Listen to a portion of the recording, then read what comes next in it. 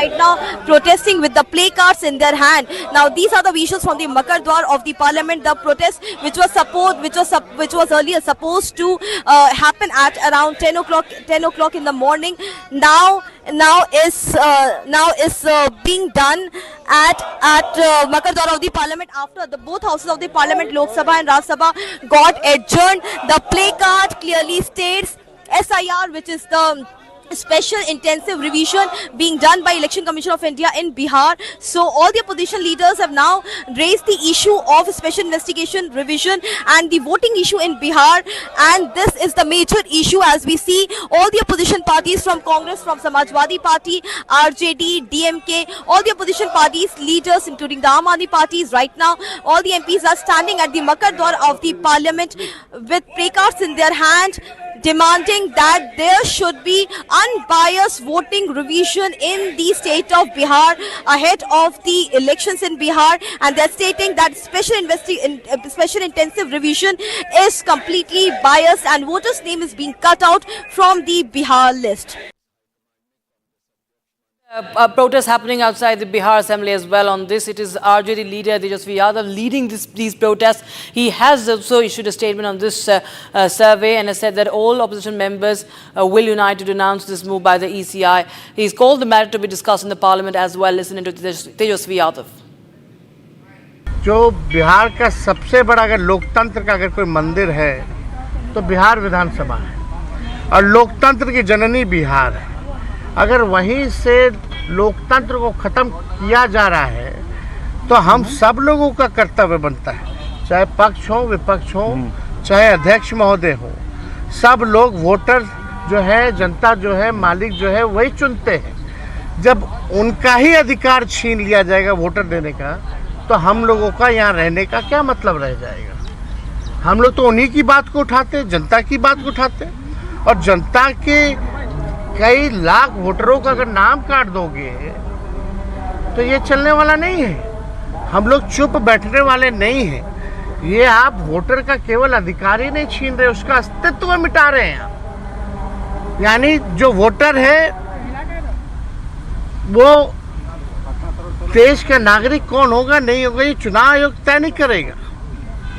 ये तय करने वाला भारत सरकार गृह मंत्रालय है। लेकिन अगर आप कहते हैं कि ये फलना वोट नहीं देगा तो इस पे तो आपत्ति होगी, क्योंकि यही वोटर जो है लगातार कई चुनाव में वोट दिए। Alright viewers, so this is MEA now. We have breaking news coming in. The Ministry of External Affairs has spoken on the agenda for Prime Minister's visit to United Kingdom. It's not just the free trade deal, but also what's important here will be the extradition of other fugitive offenders. Remember, big success for Indian diplomacy was witnessed after Tahabur Rana was extradited, and now they're looking for more of these criminals. And these are the fugitive economic offenders that will be in focus, who often take refuge in Britain, in United Kingdom. So the lens, of course, is on those fugitives, and MEA has spoken out on that. In fact, there will be a dialogue on the fugitive economic offenders, and their extradition will be part of the discussion. Khalistani extremism also part of that. Take a listen into what Vikram Misri had to say. The case, there are a few questions related to fugitives from Indian law and Indian justice in the UK. These have been a matter of discussion between both sides, and we have continued to make the case for these fugitives to be rendered to India. Obviously, there is a legal process that such requests and such issues go through in the other country, and we continue to follow up very closely with our partners in the UK on these matters. ऐसी बात नहीं है कि भारत में लोग नहीं लाए गए हैं। आप जानते हैं रिसेंटली तहव्वुर राना को एक्स्ट्राडाइट किया गया था, उसमें भी ऐसी चीजें थी। ये काम हम कर सकते हैं, ये कोई बड़ी बात नहीं। So that was Vikram Misri, Foreign Secretary, now speaking on Prime Minister's visit, and he was saying that, of course, if Tahawar Rana can be extradited, one of the others, and of course, it's a big statement coming in on the Indian fugitives, and I was talking about the wide-ranging discussions that will be taking place between K.S. Starmer and Prime Minister Narendra Modi, and there will be an entire gamut of the talks and on several topics, several issues that includes the regional and issues of regional and global importance, that includes those on Indian fugitives, and that's the breaking news we are getting in right now. We'll try and get you more updates as to what is on agenda. In fact, Vikram Misri has said that these have been a matter of discussion between both the sides, and we continue to make the case for these fugitives to be rendered to India. There is a legal process. Such requests, such issues go through in the other country. We continue to follow up very closely with our partners in the UK on these matters, says Foreign Secretary of India Vikram Misri. He has just made that big statement on the fugitives in United Kingdom. Remember, there are several from, of course, in Europe. In Europe, we have Nirav Modi, you have Mehul Choksi, the PNB scam, and there is Vijay Mallya, of course, who resides in United Kingdom. He's a citizen of United Kingdom, and of course, there is lens on the case. Their extradition also, they have been suffering setbacks after setbacks in the courts of late. And let's take a listen in once again to what Vikram Misri has said. There are a few questions related to fugitives from Indian law and Indian justice in the UK. These have been a matter of discussion between both sides, and we have continued to make the case for these fugitives to be rendered to India. Obviously, there is a legal process that such requests and such issues go through in the other country, and we continue to follow up very closely with our partners in the UK on these matters. ऐसी बात नहीं है कि भारत में लोग नहीं लाए गए हैं. आप जानते हैं रिसेंटली तहव्वुर राना को एक्स्ट्राडाइट किया गया था, उसमें भी ऐसी चीज़ें थी. ये काम हम कर सकते हैं, ये कोई बड़ी बात नहीं है. There are a few questions. All right, my colleague Soumya joining us live on the broadcast for more. Soumya, well, it's an important statement coming in from the Foreign Secretary, isn't it, on the fugitive economic offenders who are in Europe, especially the likes of Vijay Mallya who are in the United Kingdom, and that is possibly going to be on the agenda when the Prime Minister meets his UK counterpart.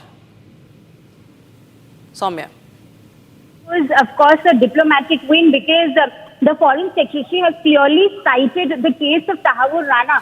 So, for us, for the Indians with the diplomatic channels, it was a big win. It was a big win with regards to foreign policy as well when we extradited Tahawur Rana earlier this year. So, and now there are many such cases with regards to Mehul Choksi there in Belgium, and then there's Nihal Modi there in the US. And the hearing was also scheduled last week for his extradition request raised by India. So it is being seen as a big diplomatic win, and many such cases that are pending at the moment.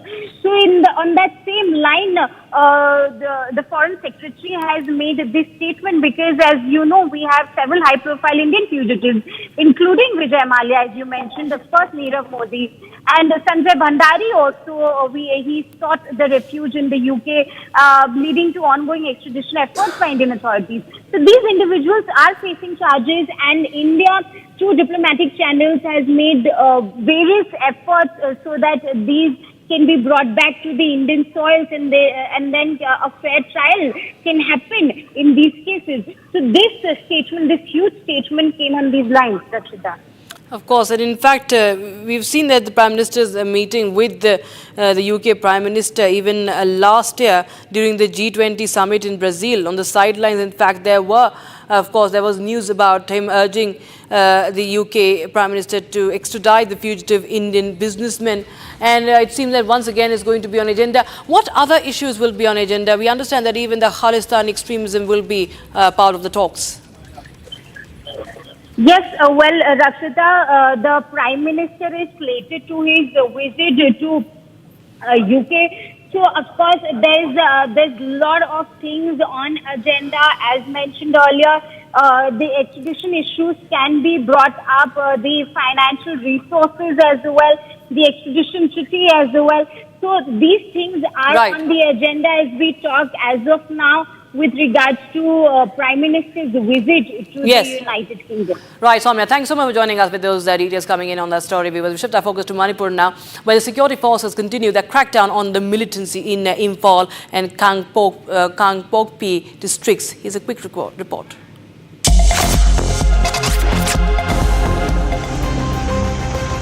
Two operations conducted yesterday in Tengkai Khulan village, Mawing village and Changbong village of the Kangpokpi district in Manipur. Combined security forces recovered huge cache of arms, 37 numbers of different arms and 156 ammunition, along with 4 hand grenades were also recovered by the security forces. Acting on the inputs, the security forces also conducted operation in different areas. In an operation in Imphal East, 4 active cadres of UPPK were also arrested by the security forces. The security forces also arrested 3 active cadres of KCP from Indo-Myanmar border near border pillar number 79 of Teng Nopal district.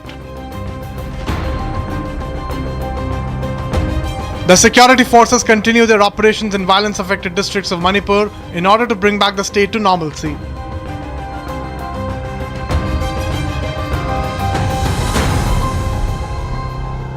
And we have some more breaking news coming in. The meeting of the Business Advisory Committee of the Rajya Sabha will be held today at 5:30 p.m. Chaired by Deputy Chairperson Harivansh, and the meeting was rescheduled after Rajya Sabha Leader of the House JP Nadda and Parliamentary Affairs Minister Kiren Rijiju did not attend the session yesterday evening. Now this meeting will be chaired by the Rajya Sabha Deputy Chairperson. Now viewers, why is this important? Because this is said to be, as far as those reports that have been doing the rounds, that the absence of the 2 ministers mentioned, Nadda and Rijiju, was also something that did not go down well with Jagdeep Dhankar, who has now submitted his resignation. Nevertheless, there's a new schedule, there's a new timing. It's going to be held today, 5:30 p.m., that Rajya Sabha BAC meeting. And that is the breaking news we have right now. Deputy Chairperson Harivansh to convene the meeting. Operation Sindoor discussion will also be starting at 5:30 p.m. And this is coming in as both the houses of the Parliament, the Lok Sabha and the Rajya Sabha,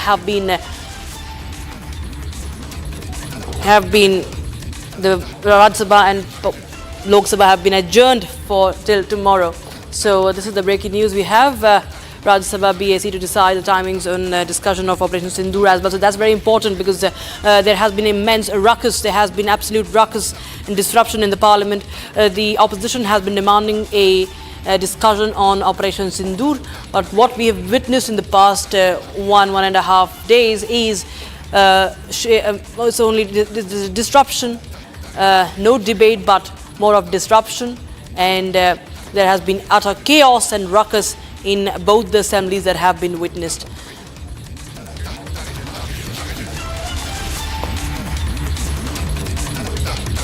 All right, viewers, now we will shift our focus to the other stories. Ladies and gentlemen, it was the F-35B that was stranded for over a month on Indian soil, a $110 million stealth fighter, one of the most advanced jets in the world. The British F-35B that made the emergency landing in Thiruvananthapuram finally took off today. After multiple failed repair attempts and the arrival of a special UK aviation team, the jet is now airbound again. Republic TV brings the exclusive visuals of the moment the Royal aircraft soared back into action. The British F-35B stealth fighter jet, which was grounded at Thiruvananthapuram International Airport for more than a month, finally took off this morning.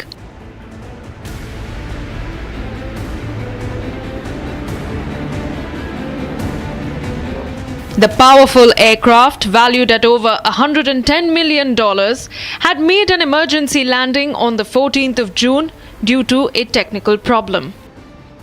The jet has gone to the far end of the runway till soon. With this right now not in visibility, but in a few moments from now we'll be able to see the jet cruising past. Yes, it is now cruising past. You can see the F-35B Lightning right now in full throttle. It is going to take off into the grey monsoon skies of Kerala. You can see these are the exclusive visuals that we are bringing in.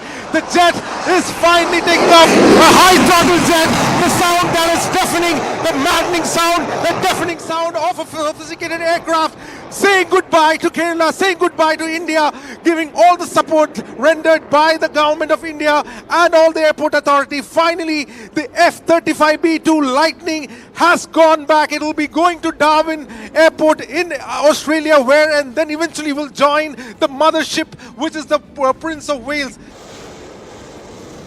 The exact moment of the jet's takeoff was captured exclusively by Republic as the stealth fighter jet soared into the sky, ending its unexpected stay in India.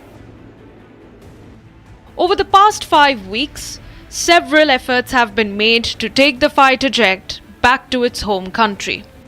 The fifth generation stealth fighter is part of the UK's HMS Prince of Wales Carrier Strike Group, which is currently operating in the Indo-Pacific and recently completed a joint maritime exercise with the Indian Navy.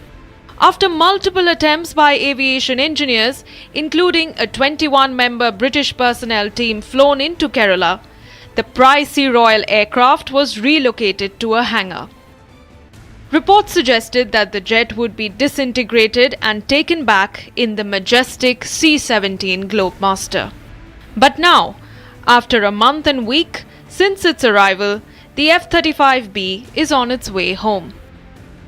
The British High Commission has issued a statement acknowledging that the repair works undertaken by their personnel was successfully completed and that they remain thankful to the Indian authorities for extending support. From emergency landing to takeoff, the stealth fighter jet now moves on. Now, World War II era relics, including a hand grenade, bullets and a military bottle, were unearthed by construction workers at a sewerage project site in Imphal of Manipur. Now, the items were found nearly 2.5 feet underground while digging for a pillar foundation. Now, believed to have been used during the Second World War, the recovered relics were promptly handed over to the officials from the Historical Activity Department, and all items have been secured.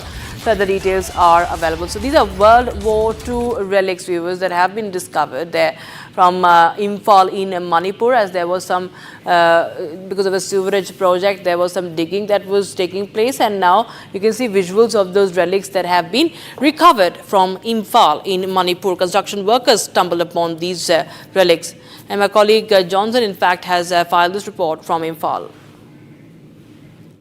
Today at around 7:30 a.m. in the morning,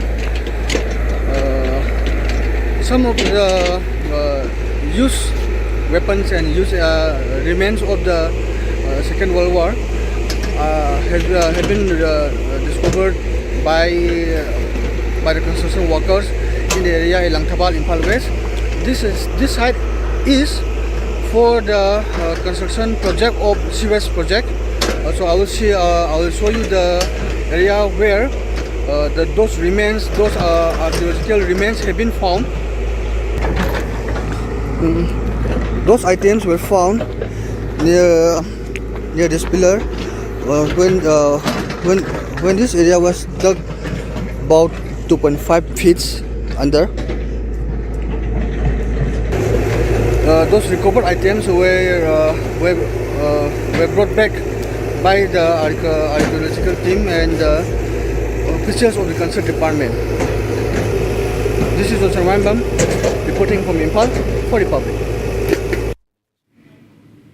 resort है जो आज morning में हमने काम करने के लिए आया था, और जो एक बोतल मिला सबसे पहले और निकाल के हमने देख लिया तो कुछ सामान है तो हमें पता, और जब भी वो देखने के अंदर में कुछ करने के लिए तो ये निकाल के एक सामान निकाल के आया, और एक क्या बोला तो एक हैंड ग्रेनेड है और एक ग्रेनेड था और दूसरा आइटम है। उसके बाद सुबह में अराउंड 9 AM में कितने टोटल वेपन है? वेपन्स तो सिर्फ 2 ही है, और ये बुलेट है ना तो सारी है, जो 303 राइफल का है, जो हमने मिला। कितने साल आपको लगता है कितने साल पुराना उत्तर है? At around Second World War में 1941 में 1 year above। क्या वो जो सामान है कौन लेके गए?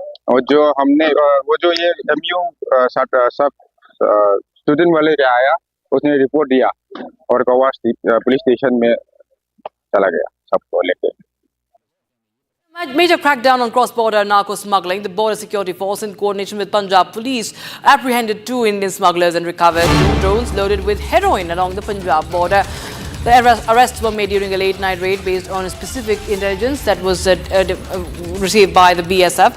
Operation led to the seizure of 2 motorcycles and a weighing machine as well. So 2 smugglers have been held and heroin has been seized by the BSF in Punjab. So this, in fact, my colleague Gursimran Singh joins us live on the broadcast. For more, Gursimran, we've seen that this has been going on for a long time, and so has the crackdown against it. And this is again an important achievement, we can say, for the BSF, for the agencies, that these smugglers have been caught. Yes, a major success coming in a joint operation for the border security force in the Punjab as well as the Punjab police. As in the 3 separate operations, they have apprehended 2 Indian smugglers from the Firozpur along with the 2 bikes and the weighing machine that they have recovered. In a separate operation that was carried out in the Fazilka, the border security force has recovered a Chinese 1 DJI Mavic 3 drone along with 500 grams of heroin, the international market worth of which is more than 2 crore rupees. Similarly, another operation was launched in the border area of the Amritsar district in which the BSF has recovered similar DJI Mavic 3 drone along with 500 grams of the heroin, the international market worth of which is more than 2 crore rupees. So in total, 2 bikes, 2 smugglers apprehended, 2 drones recovered and 1 kilogram of heroin has been recovered in the overnight operations that have been carried out by the border security force Punjab Frontier along with the Punjab police. And now with this recovery, the total number of attempts that are increasing with each passing day, they are also being given a befitting reply with anti-drone systems that have been put in place by the border security force, and all the drones that are attempting to sneak in into the Indian territory, they are being brought down, and the huge quantity of narcotics that is being sent to destroy the youth of Punjab is being recovered by the border security force with Punjab police. Right. Thanks so much, Gursimran Singh, for joining us with those videos coming in on that story.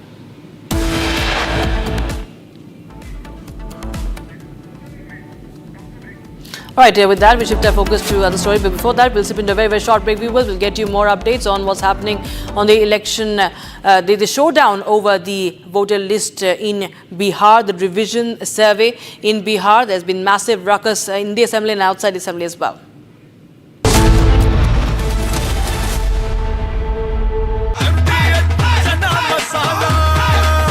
अब छोलिया हो या लोबिया, सफेद चने या काले चने, सब कुछ मजेदार बने। केसरिया से मन जोगी हुआ रे, दिल झूमे देखो मतवारा हुआ रे, केसरिया से मन जोगी हुआ। हर पल मनाओ केसरी त्योहार। विमल, बोलो जुबान Kesari. I hereby rule that RSS is an organization that has full constitutional rights to participate in the development journey of this nation.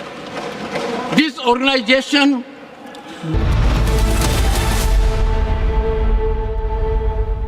आधे बाउल दही में 4 चम्मच MDH चटनी पुदीना मसाला डाला, स्टर करो, पुदीना चटनी तैयार। MDH चटनी पुदीना मसाला। इसको घर पे लगाओगे तो शादी का तो पता नहीं, पर घर पक्का नहीं टूटेगा। रुंगटा नहीं तो घर स्ट्रॉन्ग नहीं। रुंगटा स्टील TMT बार एकदम सॉलिड। पहाड़ों में एक हाइकिंग शिप भी बन सकती है।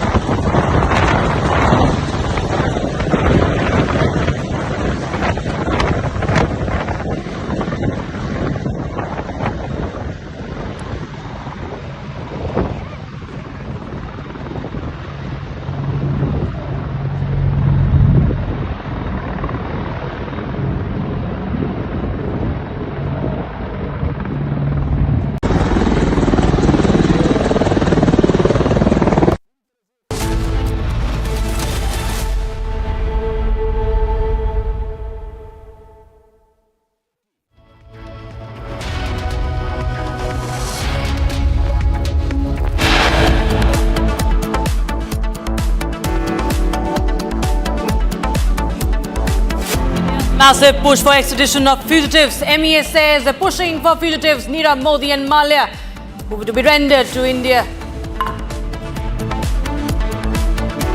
Related to fugitives from Indian law and Indian justice in the UK. These have been a matter of discussion between both sides. The case for these fugitives to be rendered to India.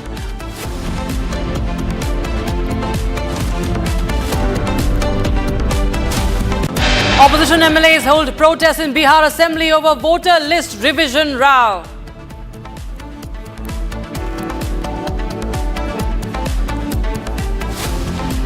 First batch of Apache attack helicopters reaches India. Choppers to be deployed in Jodhpur.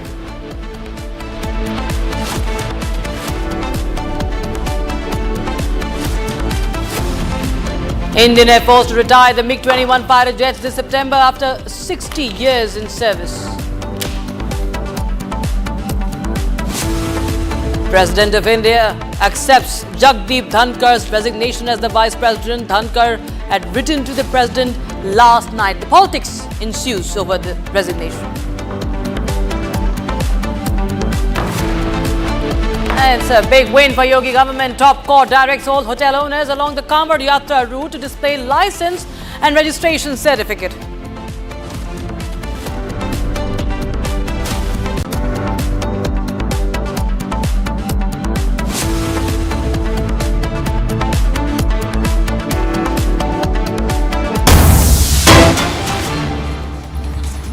And there's breaking news coming in on the Khalistani extremism in the United Kingdom. At the conference, Foreign Secretary Vikram Misri has elaborated on it. The breaking news that's coming in, he has said that the presence of Khalistani extremists and bodies that are close to these people is something that we have brought to the attention of our partners in the United Kingdom.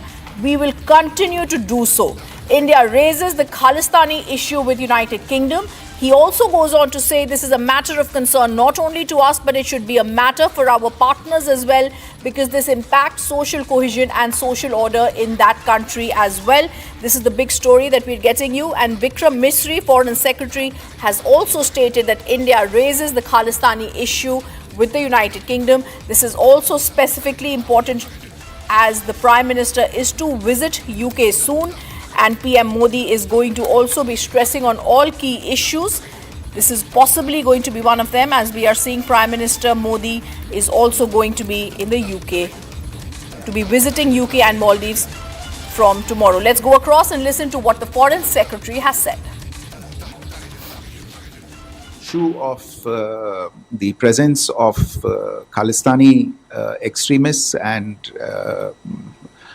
bodies close to these people is again something that we have brought to the attention of our partners in the UK. We will continue to do so.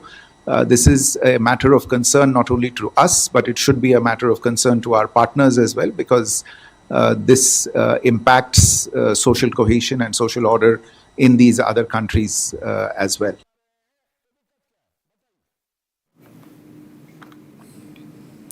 And also we're getting breaking news that's coming in. This time it's the Parliament that was dominated by debates over the voter list revision in Bihar. Now the opposition parties have expressed strong opposition. Viewers and exercise, they say, is a threat to democratic rights and have submitted adjournment notices. They also held a protest inside the assembly. Watch this.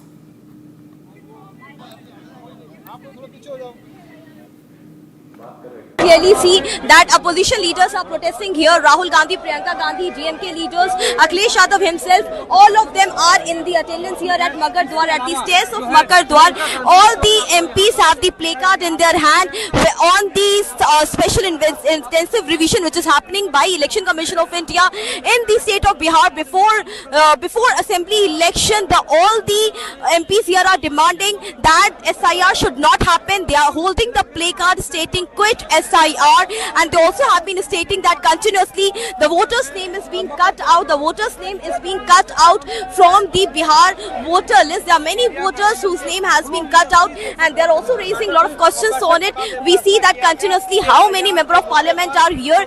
This is the Makar Dwar of the parliament, and it is the outside Makar Dwar after the Lok Sabha and Rajya Sabha, both houses of the parliament got adjourned. This protest is right now taking place against Election Commission of India. Harsha Janwani reporting for Republic TV from Parliament.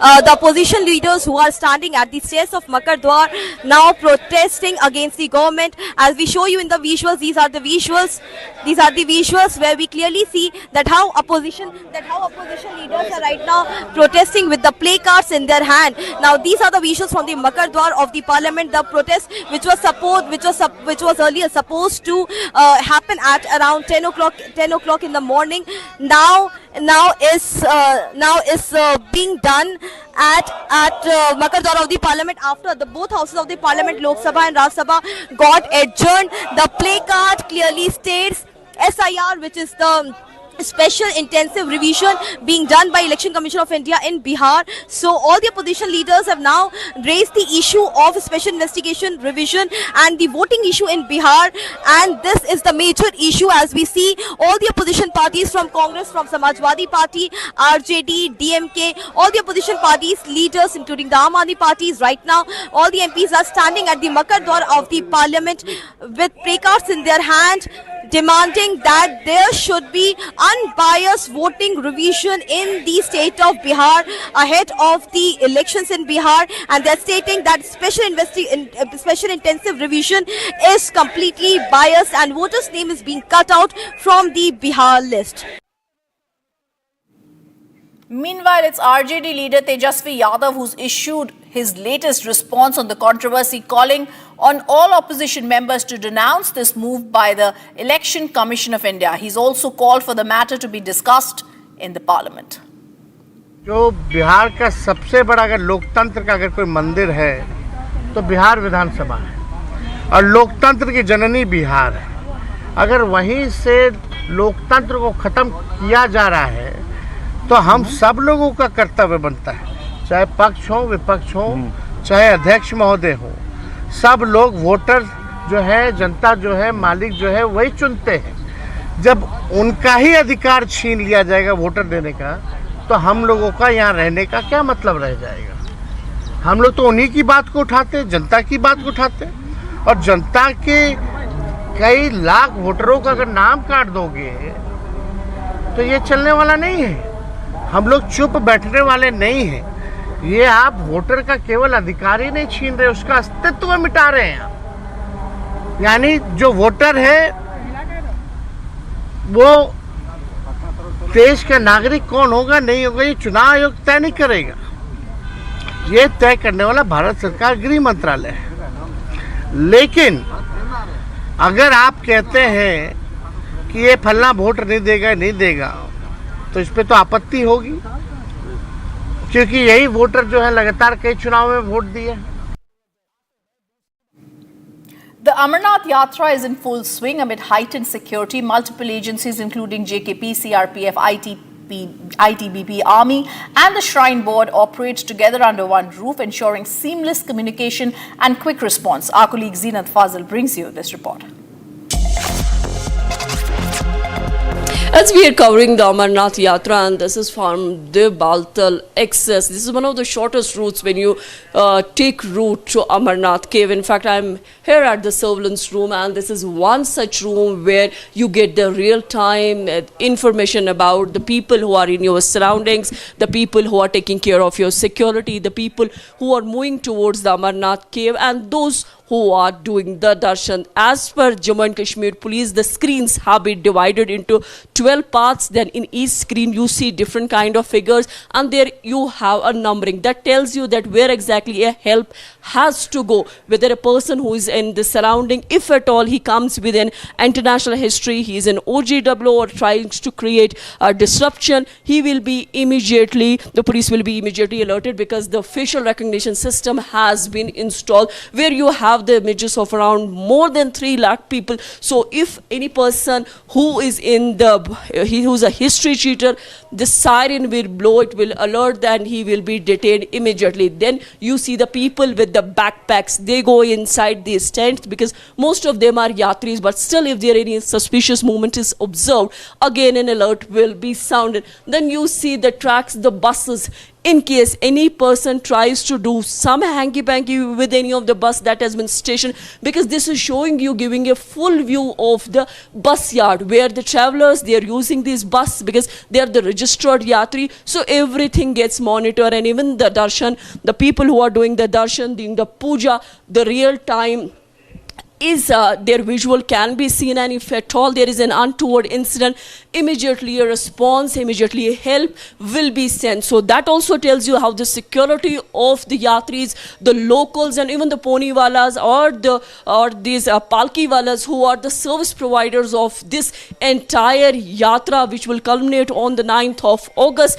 So all kind of help, all kind of monitoring is taking place from this very place.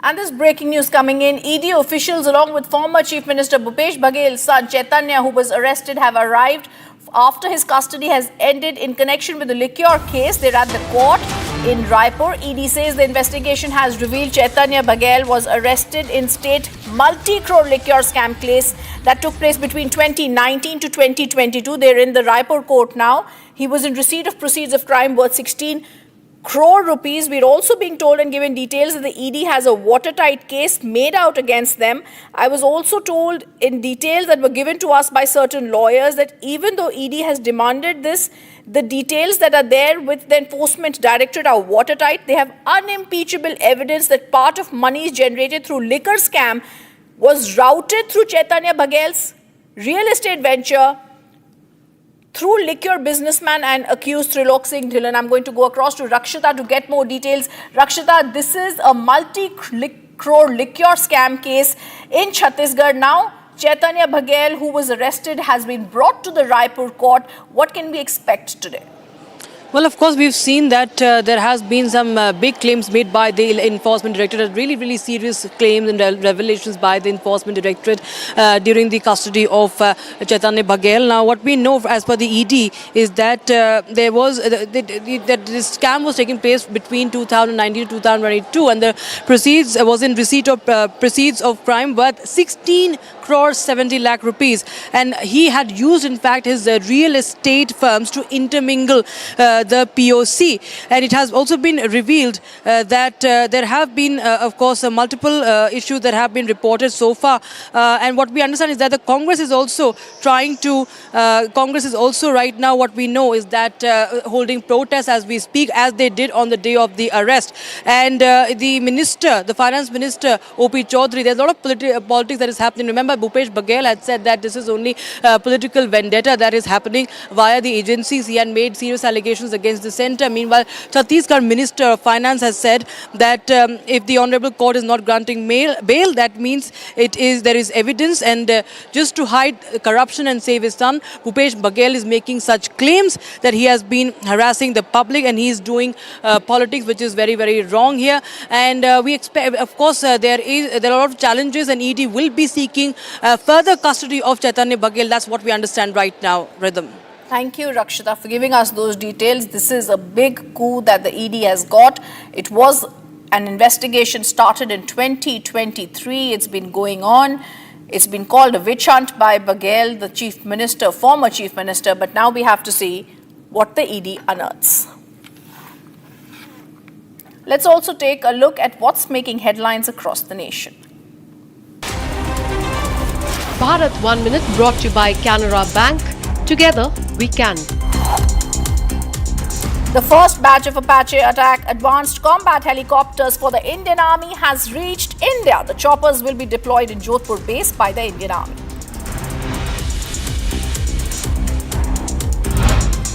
In the competition for cleanliness across India, Chandigarh has now ranked second. A retired DIG in Punjab Police, Inderjeet Sidhu, engaged in the selfless service of cleaning his society at the age of 87.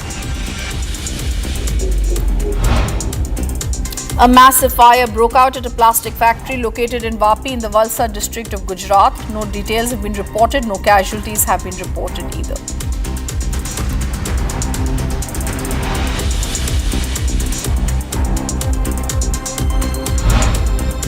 And the Nagpur airport received a bomb threat via email, triggering a massive search operation by security agencies. The threat was received through an email sent around 7:30 a.m. The message claimed that an ID bomb had been placed inside a cigarette packet and could explode at any time.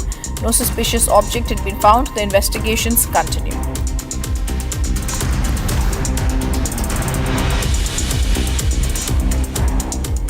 Also breaking news coming in, Central Industrial Security Force has uncovered what is believed to be the largest ever gold smuggling attempt at Surat International Airport. A total of 28 kilograms of gold paste was found expertly strapped around the midsections and upper torso of a middle-aged Indian couple arriving on our Air India flight IX-174 from Dubai. The duo Gujarati residents were caught with the gold. A total of 16 kg gold paste was with the woman and 12 kg with the man. Based on concentration levels of the paste, officials estimate the pure gold yield is to be over 20 kg. It's likely the biggest gold haul in the airport's history.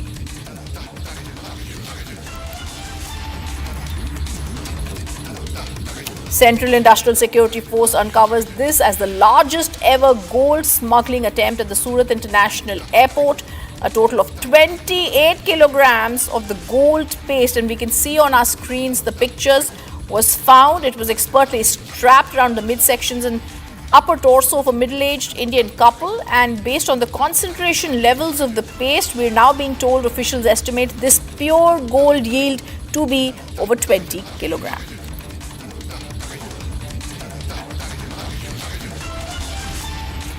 Shifting our focus, viewers, to Manipur, where the security forces continue their crackdown on militancy in Imphal and Kangpokpi districts. Here's that quick report.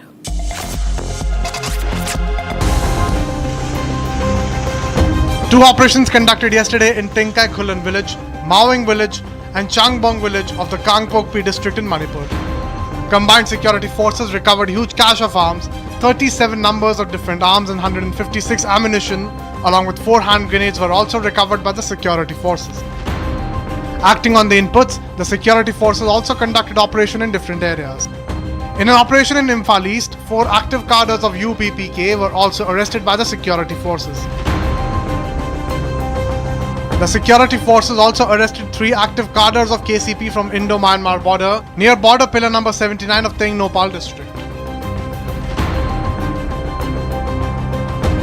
The security forces continue their operations in violence-affected districts of Manipur in order to bring back the state to normalcy.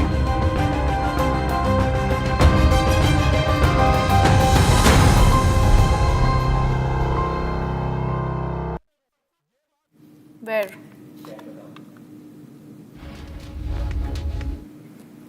Ladies and gentlemen, it was stranded for over a month on Indian soil. A $110 million stealth fighter, one of the most advanced jets in the world. The British F-35B, which made an emergency landing in Thiruvananthapuram, finally took off today. After multiple failed repair attempts and the arrival of a special UK aviation team, the jet is now airbound again. Republic TV brings you exclusive visuals of the moment the Royal aircraft soared back into action. The British F-35B stealth fighter jet, which was grounded at Thiruvananthapuram International Airport for more than a month, finally took off this morning.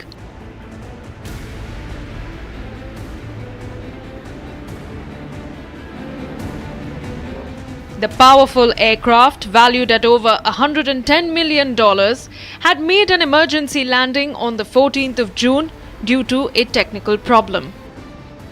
The jet has gone to the far end of the runway. It will soon be this right now, not in visibility, but in a few moments from now, we'll be able to see the jet cruising past. Yes, it is now cruising past. You can see the F-35B Lightning right now in full throttle. It is going to take off into the grey monsoon skies of Kerala. You can see these are the exclusive visuals that we are bringing in. The jet is finally taking off. A high throttle jet. The sound that is deafening, the maddening sound, the deafening sound of a sophisticated aircraft. saying goodbye to Kerala, saying goodbye to India, giving all the support rendered by the government of India and all the airport authority. Finally, the F-35B2 Lightning has gone back. It will be going to Darwin Airport in Australia, where and then eventually will join the mothership, which is the Prince of Wales. The exact moment of the jet's takeoff was captured exclusively by Republic as the stealth fighter jet soared into the sky, ending its unexpected stay in India. Over the past 5 weeks, several efforts have been made to take the fighter jet back to its home country. The 5th generation stealth fighter is part of the UK's HMS Prince of Wales Carrier Strike Group, which is currently operating in the Indo-Pacific and recently completed a joint maritime exercise with the Indian Navy. After multiple attempts by aviation engineers, including a 21-member British personnel team flown into Kerala, the pricey Royal aircraft was relocated to a hangar. Reports suggested that the jet would be disintegrated and taken back in the majestic C-17 Globemaster. But now, after a month and week since its arrival, the F-35B is on its way home. The British High Commission has issued a statement acknowledging that the repair works undertaken by their personnel was successfully completed and that they remain thankful to the Indian authorities for extending support. From emergency landing to takeoff, the stealth fighter jet now moves on. Coming up after a short break, President of India accepts Jagdeep Dhankar's resignation. Dhankar wrote to the President last night. It's a big victory for Yogi government. Top court directs all hotel owners along Kanwar Yatra route to display license and registration certificate.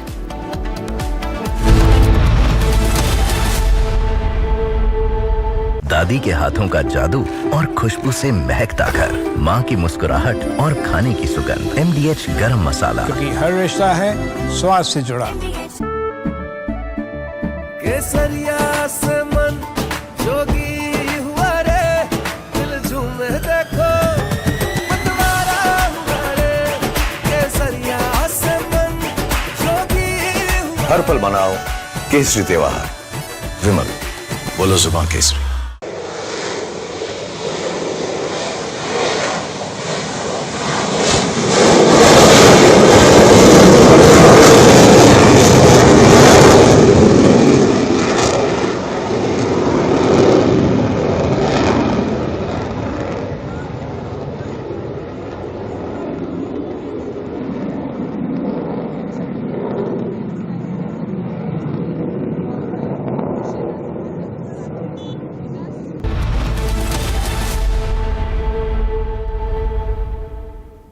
Maharashtra Minister Manak Rao Kokate has said he will take legal action against the opposition leaders who've defamed him by sharing a video claiming he was playing a game of rummy on his mobile phone. NCP leader Kokate has also asserted he does not even know how to play the online rummy game and said he's written to Chief Minister Devendra Fadnavis and Legislative Council Chairperson Ram Shinde to investigate the video.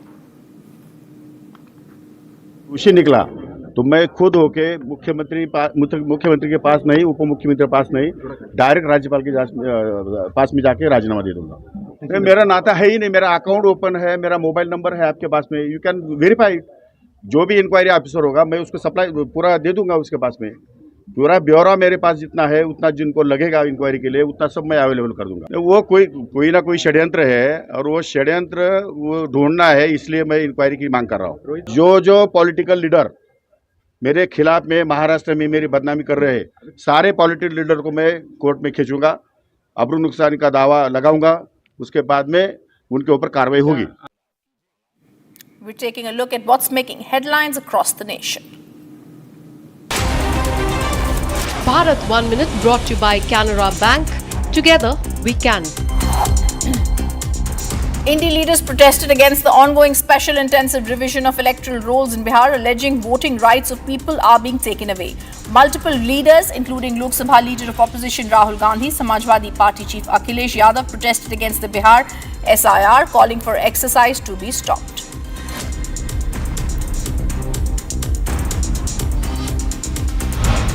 Two miscreants allegedly involved in the Chandan Mishra murder case were injured in an encounter with Bihar Special Task Force and Bhojpur police on Tuesday. The miscreants have been identified as Balwant Kumar Singh and Ravi Ranjan Kumar Singh. They've been arrested by the Bihar police. They are currently being treated in a hospital. Police have seized 2 pistols and a magazine.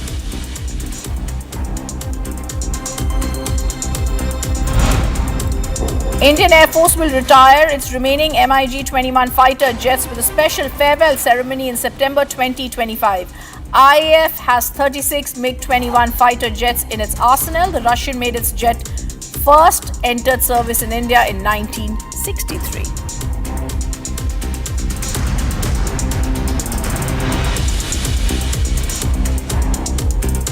Days after a video of a man eating fried chicken inside the ISKCON Govinda restaurant in London sparked massive outrage, the man at the centre of controversy has now issued a statement.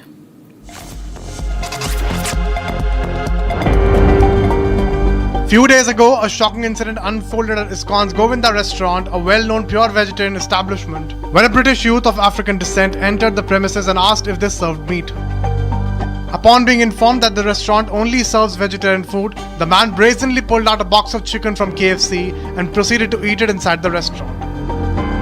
After the incident sparked outrage, the man has now apologized. My actions were ill-timed, irresponsible, and after doing my research on the restaurant, seeing that that restaurant is very predominantly dominated by Hindu people where they believe in no violence and peaceful behaviors towards animals as well as people, my actions came off as offensive towards the community, and I would like to come here and offer a heartfelt, sincere apology for my actions. I just felt like it was just needed just to say a very good, sincere apology to the people I've offended. I would also like to make a comment on this rumor that I walked inside the Hindu temple and I started apparently eating chicken in the actual Hindu temple, which is completely false. Despite me obviously being Christian faith and not believing in any other religion, I'm not the type of person to go out and start disrespecting any other religion, whether it's obviously Jewish, Hindu, Muslim. That is not me. And that is shown in this clip right now. When I realized that I was walking into the temple and I have genuinely no business there to be in such a religious place, I took myself out of the equation, apologized, and I went into the vegan restaurant where I was gonna go do my pranking. Now, if I had known that that vegan restaurant was with the temple, I would have never filmed that prank in that specific restaurant and I'd have left.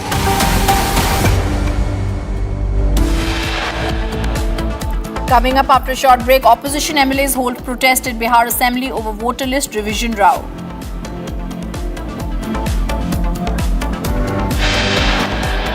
And President of India accepts Jagdeep Dhankar's resignation. Dhankar wrote to the President late last night.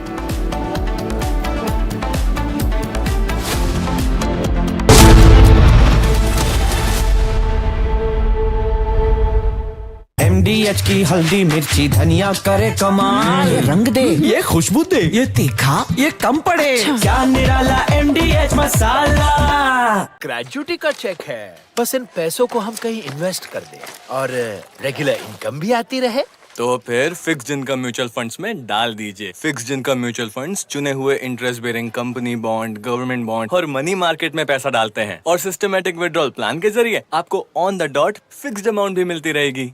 Mutual funds में fixed income वाली बात सही है। Mutual fund निवेश बाजार जोखिमों के अधीन है। योजना से जुड़े सभी दस्तावेजों को ध्यान से पढ़ें।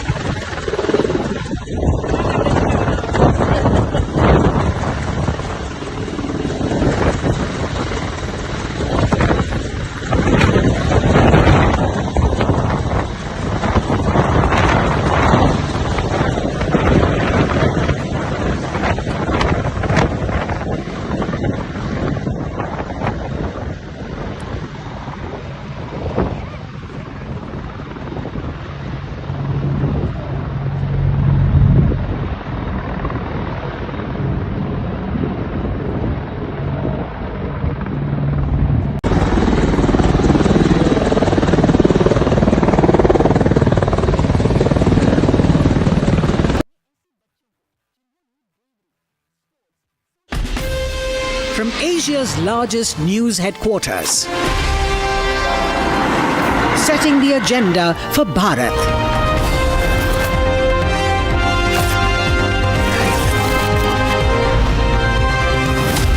You're watching Republic.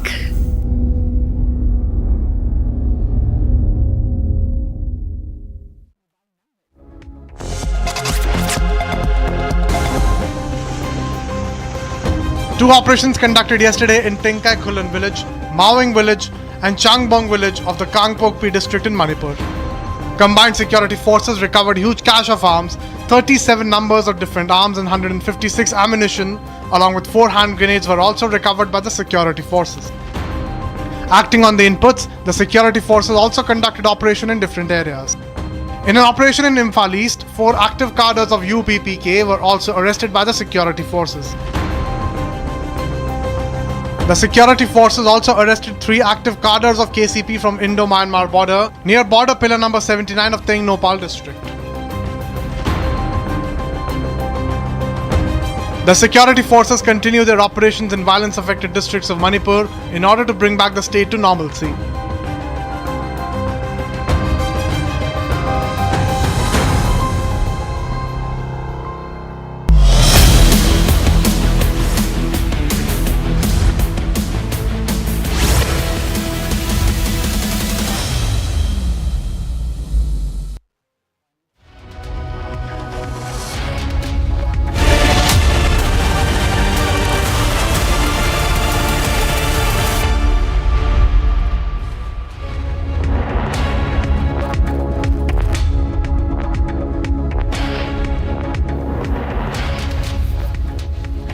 Good afternoon, you're watching Republic TV. I am Rakshita Mishra with you. Politics is raging over Jagdeep Dhankar's exit, the sudden exit, the mystery the mystery that is surrounding it. We will give you a lowdown of what all has transpired in the past 24 to 48 hours to help you understand in what circumstances has this development happened. Let's take a quick look at the headlines first. To fugitives from Indian law and Indian justice in the UK. These have been a matter of discussion between both sides. The case for these fugitives to be rendered to India. India's massive push for extradition of fugitives. MEA says pushing for fugitives Nirav Modi and Vijay Mallya to be rendered to India.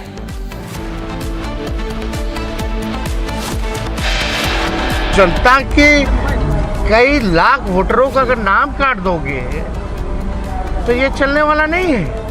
हम लोग चुप बैठने वाले नहीं हैं। ये आप voter का केवल अधिकार ही नहीं छीन रहे, उसका अस्तित्व मिटा रहे हैं। Opposition MLAs hold protests in Bihar Assembly over voter list revision row. First batch of Apache attack helicopters reaches India. Choppers to be deployed in Jodhpur.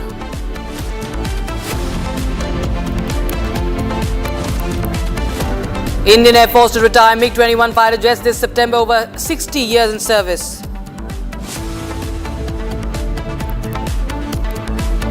President of India accepts Jagdeep Dhankar's resignation. Dhankar wrote to President last night.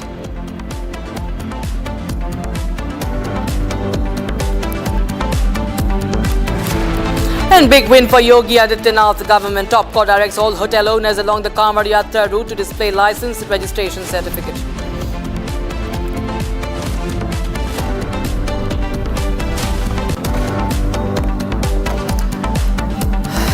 We start with the news about the Business Advisory meeting. The meeting of the BSC, Business Advisory Committee of the Rajya Sabha, has been postponed for tomorrow now. This was supposed to happen at 5:30 p.m. today, viewers. But now what we are getting to know is that it has been postponed.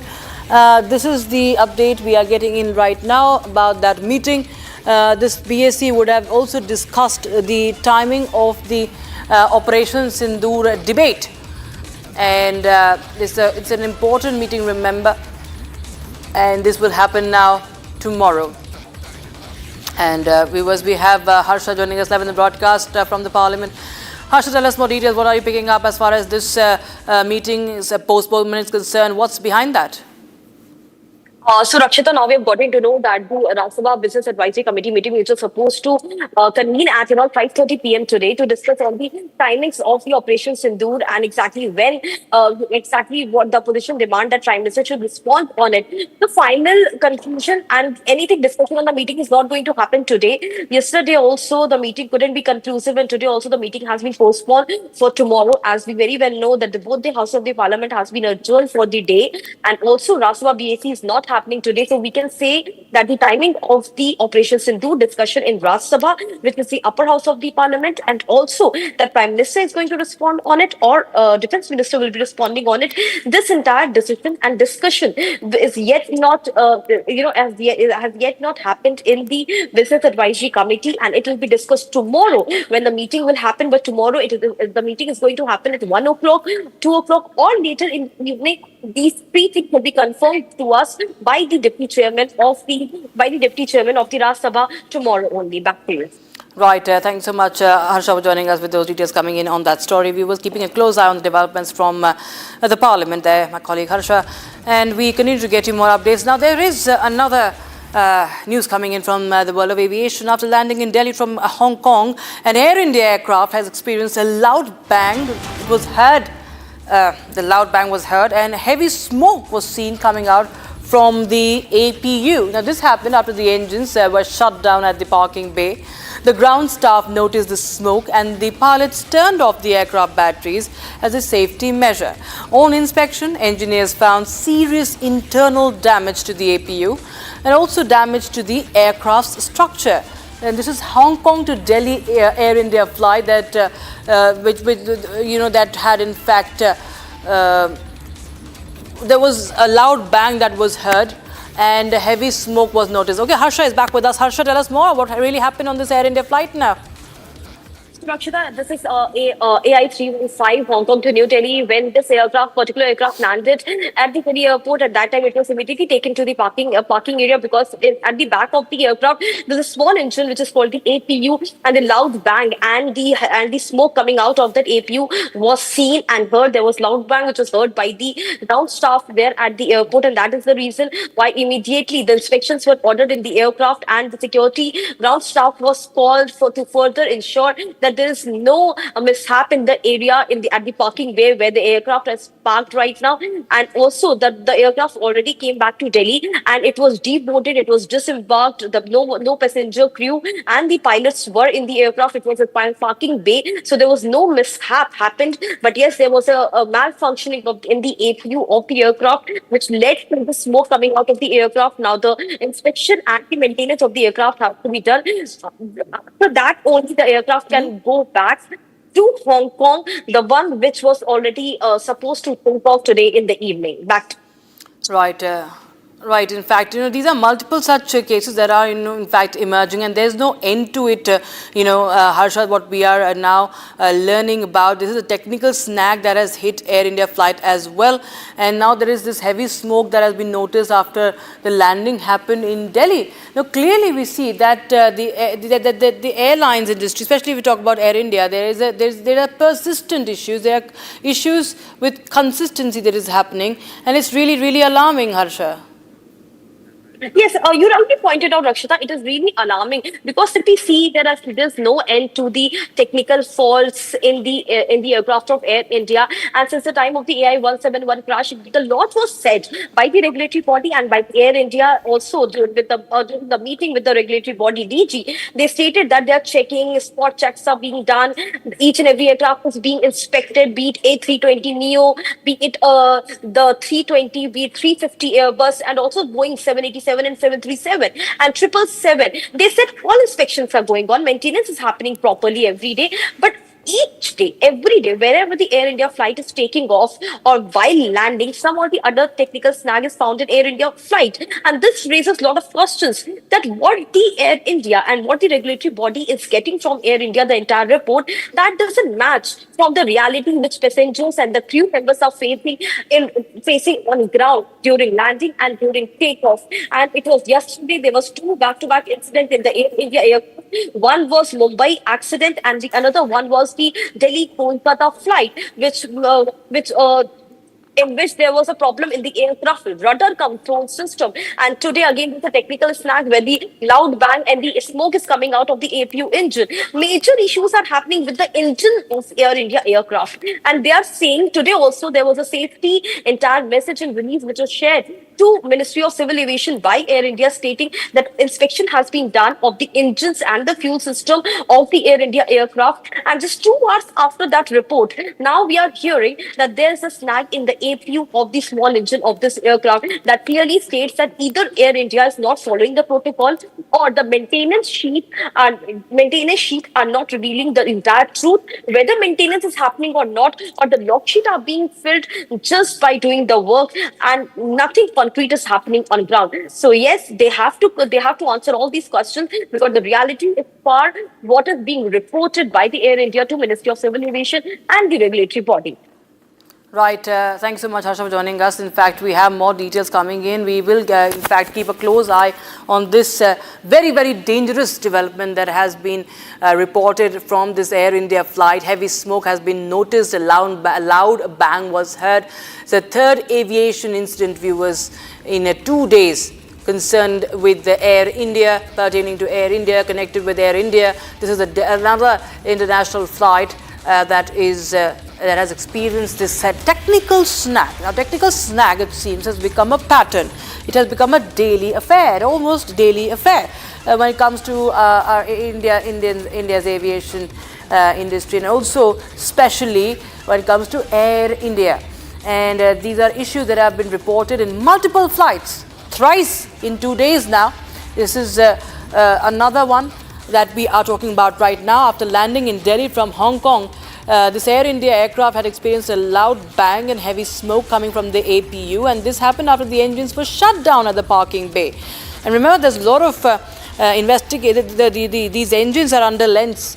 Shravan Sen, senior editor, joins us on the broadcast for more. Shravan, this is of course another aviation incident that we're learning about in the past 2 days. This is the third such one, and this is about an engine that stopped working.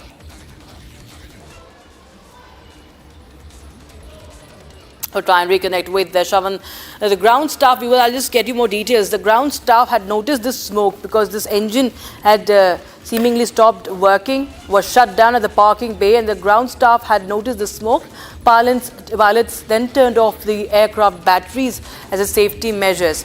And when inspected, the engineers had found a serious internal damage to the APU and also damage to the aircraft. Now, Shravan Sen, senior editor, joins us on the broadcast. Shravan, tell us more about what really the APU's role is and how serious this issue is that is being reported now. Well, in fact, as far as the APU is concerned, it is a sort of a power emergency backup that the aircraft has, which basically operates as with the use of a battery.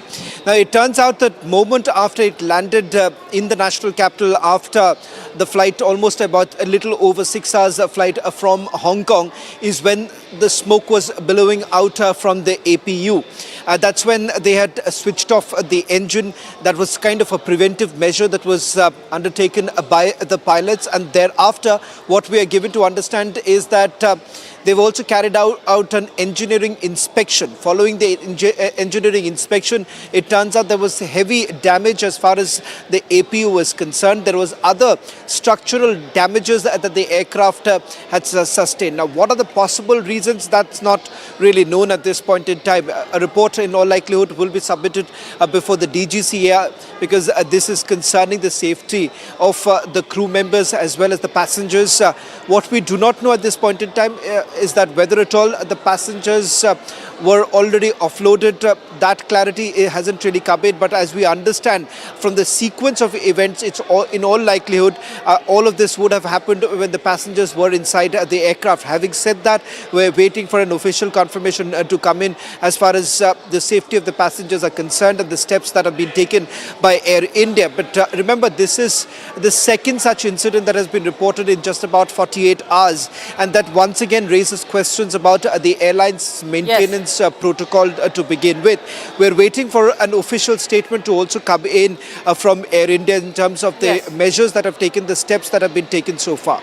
All right, Shavan, thanks so much. We have Aviation expert Sanath Kaul also joining us on the phone line. Mr. Kaul, we have seen that how the past few days have transpired. We've seen time and again how Air India or the DGCA has tried to say that there's nothing wrong with the working of the engines, in specifically in the Air India aircraft. But another technical snag, sir. Another technical snag, the third such in the past 2 days. Now, this is about the APU. There was a smoke and a loud bang that was in fact witnessed. Yeah.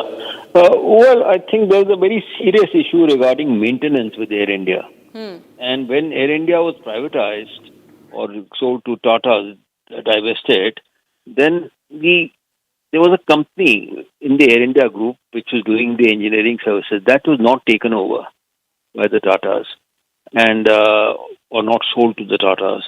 And as a consequently, I think there is a gap in the maintenance of Air India aircraft, and also in addition, so many aircrafts are old, like the one AI 171 which crashed in Ahmedabad was over 10 years old. So you need good maintenance for older aircrafts. And on the contrary, I think they are not having good maintenance.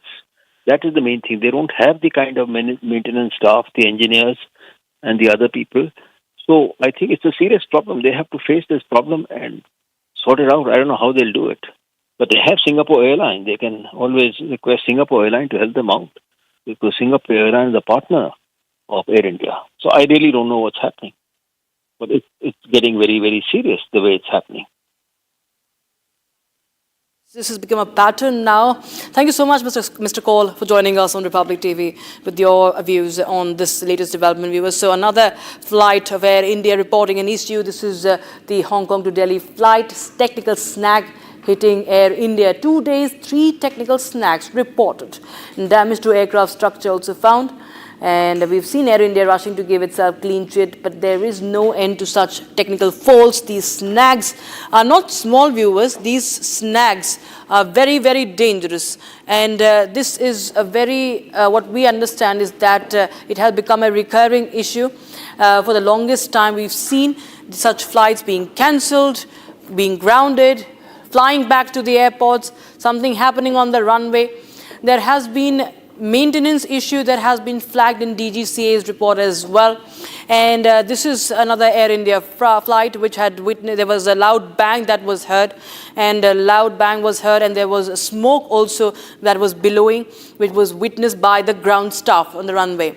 Group Captain Bajpai is joining us right now on the broadcast. Group Captain Bajpai, once again, it's an Air India aircraft. The past 3 days, 2 incidents reported. In the latest, we have this issue of smoke that was visible.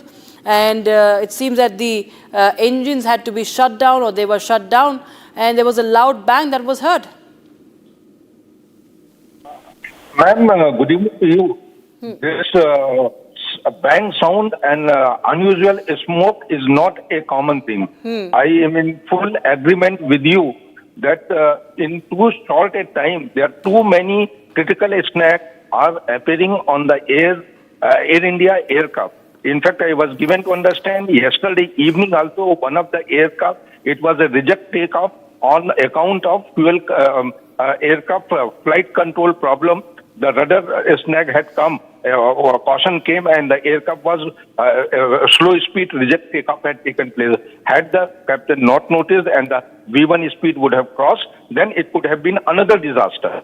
So the Air India management, the maintenance people, ops people, and above all the flight safety people should look into it in detail.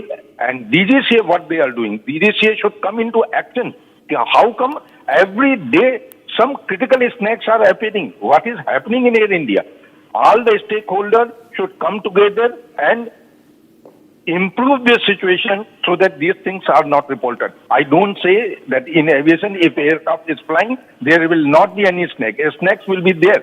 But serious snag, smoke, bang noise, reject takeoff, go around, aircraft going out of the exertions are taking place. Day 4 yesterday, one aircraft at Bombay had gone out of the runway. These are not a good sign for the any air operator. How the passengers will have a faith to fly on these aircraft? This is bad. The DGCA should come heavily and check the detail. the flight safety department, ops department, and maintenance department are equally responsible and accountable and answerable to the passenger who pay such a high fare and travel on these aircraft. Right.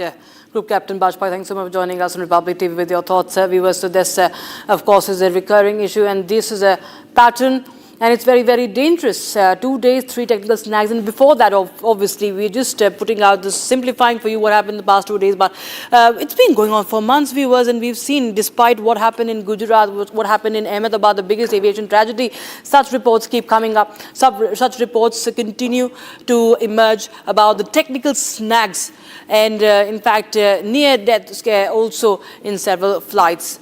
We will keep a close eye on the turbulence in our aviation industry that is being witnessed. And now we shift our focus to the political turbulence.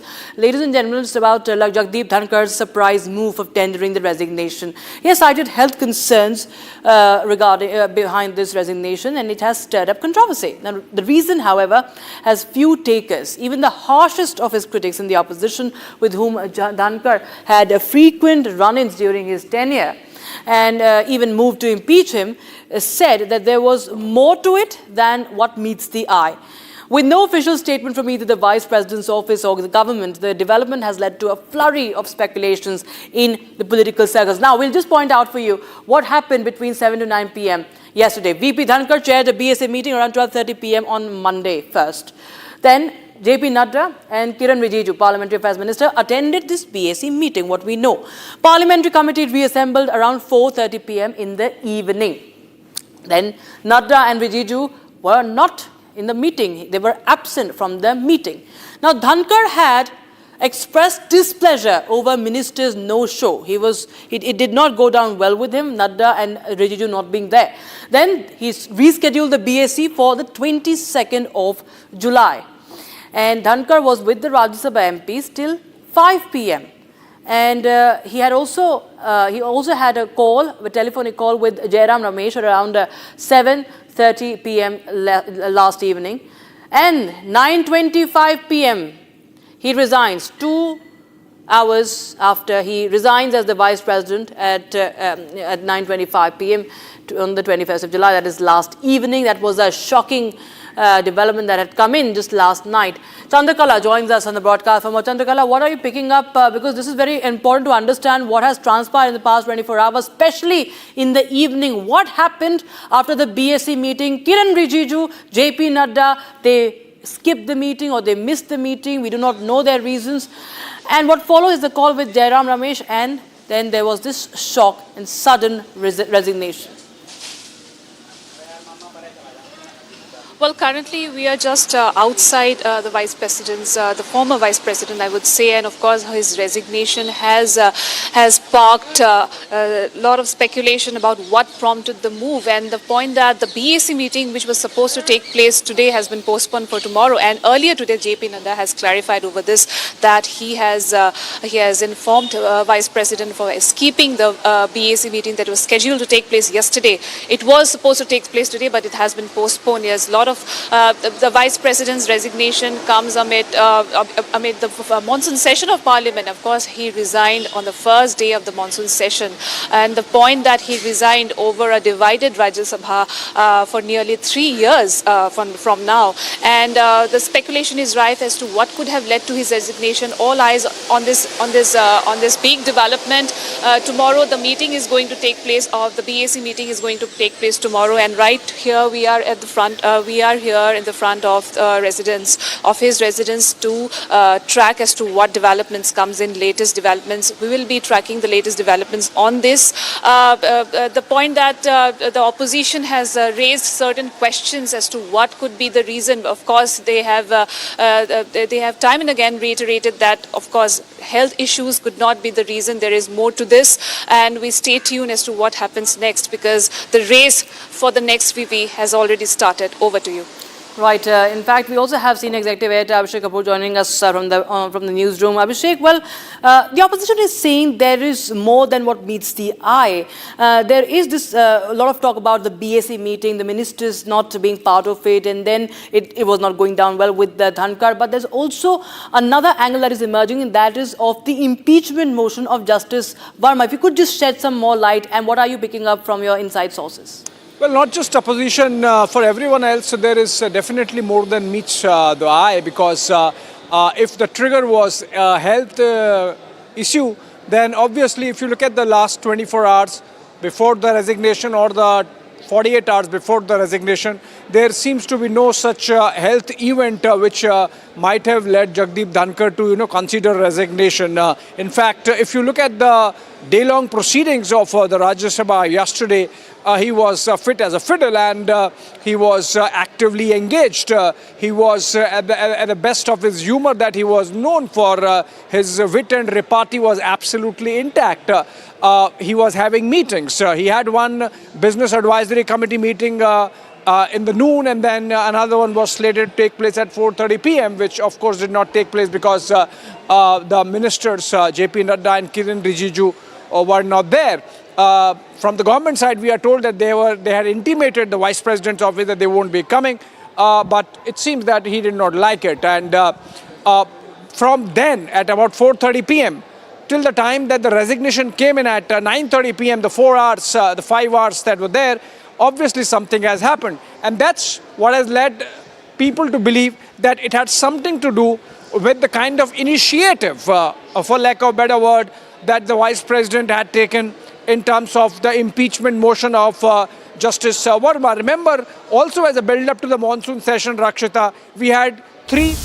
Right, Abhishek, we have some breaking news coming in. Top sources tell us that there will be no farewell speech by Jagdeep Dhankar. Okay, this is only adding more of the mystery, more spice to the story. No farewell speech by ex-Vice President of India, Jagdeep Dhankar. Sources also telling us that according to Constitution, as early as possible, a new Vice President will be elected. This is an information we are getting in from my colleague Harsha. No farewell speech for Jagdeep Dhankar. Now that, of course, is also raising many questions. Why no farewell speech? In fact, Abhishek, we have Abhishek from the newsroom. Abhishek, this is, of course, deepening the mystery. It seems that there will be no farewell speech by Jagdeep Dhankar, who has always been so vocal and known for such really, important moments and speaking his heart out in the Parliament. Well, I would still stop short of saying that this is an unceremonious exit for Jagdeep Dhankar. But the fact that if you look at what has happened subsequent to his resignation, he resigned at 9:25 p.m. last evening. Prime Minister sent in a post at around noon today, saying that, or afternoon actually, saying that his services are appreciated and thank you so much. Please take care of your health. It was a very short and crisp message.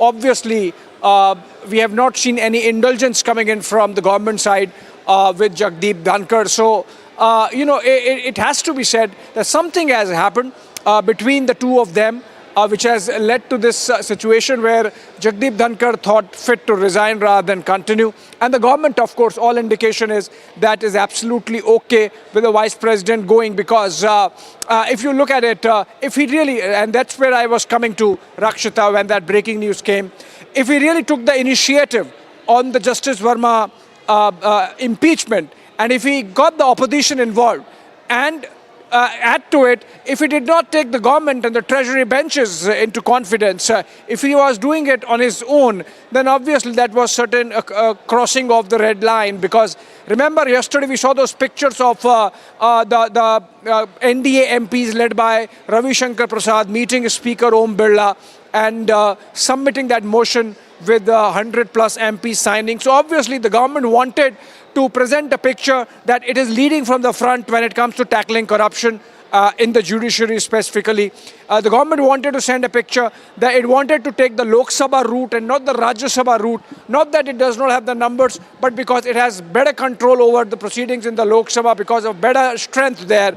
And in between, if Jagdeep Dhankar on his own initiative started the similar process in Rajya Sabha, then obviously the government was not really happy. We have not yet heard anything insofar as whether that was the level of unhappiness where the Vice President was asked to resign.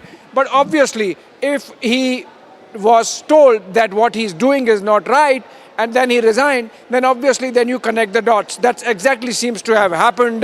So it's not the health, but it's the initiative that he took on impeachment, and he involved the opposition without informing the government seems to be the most probable reason why a situation emerged where he had to resign by evening.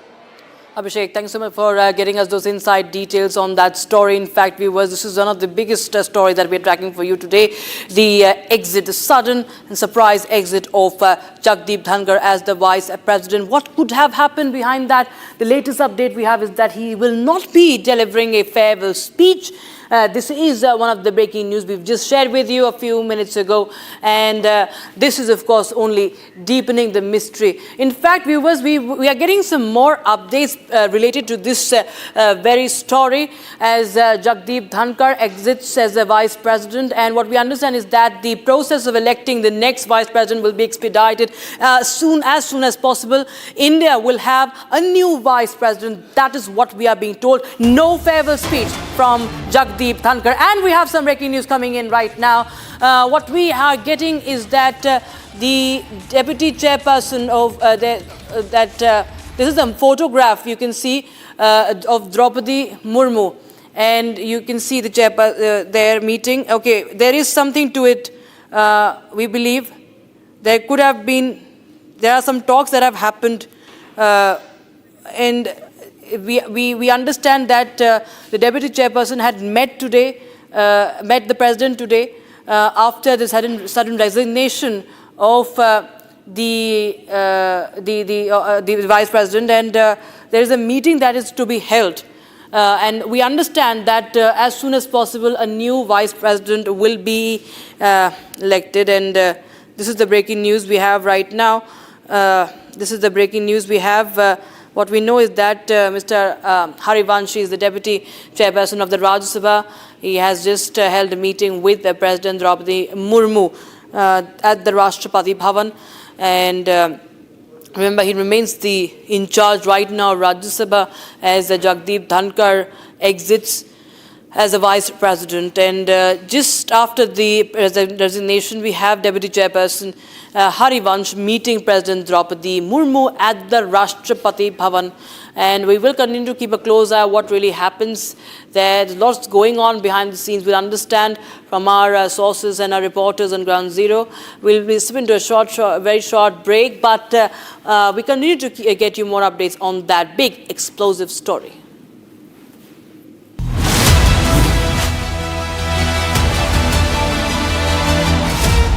Secret recipe MDH का जीरा SIP जल जीरा मसाला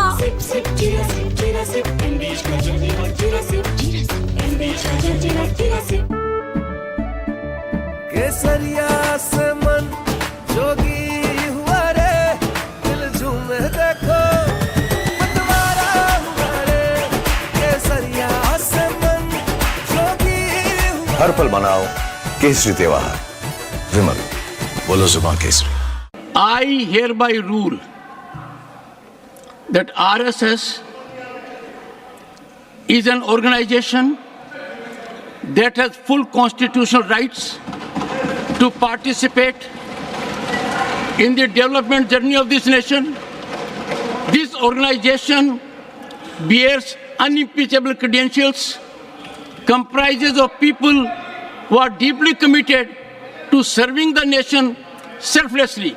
Vice President Jagdeep Dhankar has resigned due to health reasons, effective immediately, citing Article 67A of the Constitution. This makes him the third Vice President in Indian history to resign before completing his term, with 2 years remaining. Dhankar's tenure was marked by his firm stance on constitutional propriety and national pride as Rajya Sabha chairman. He leaves behind a legacy of unwavering dedication to parliamentary dignity and defending India's sovereignty.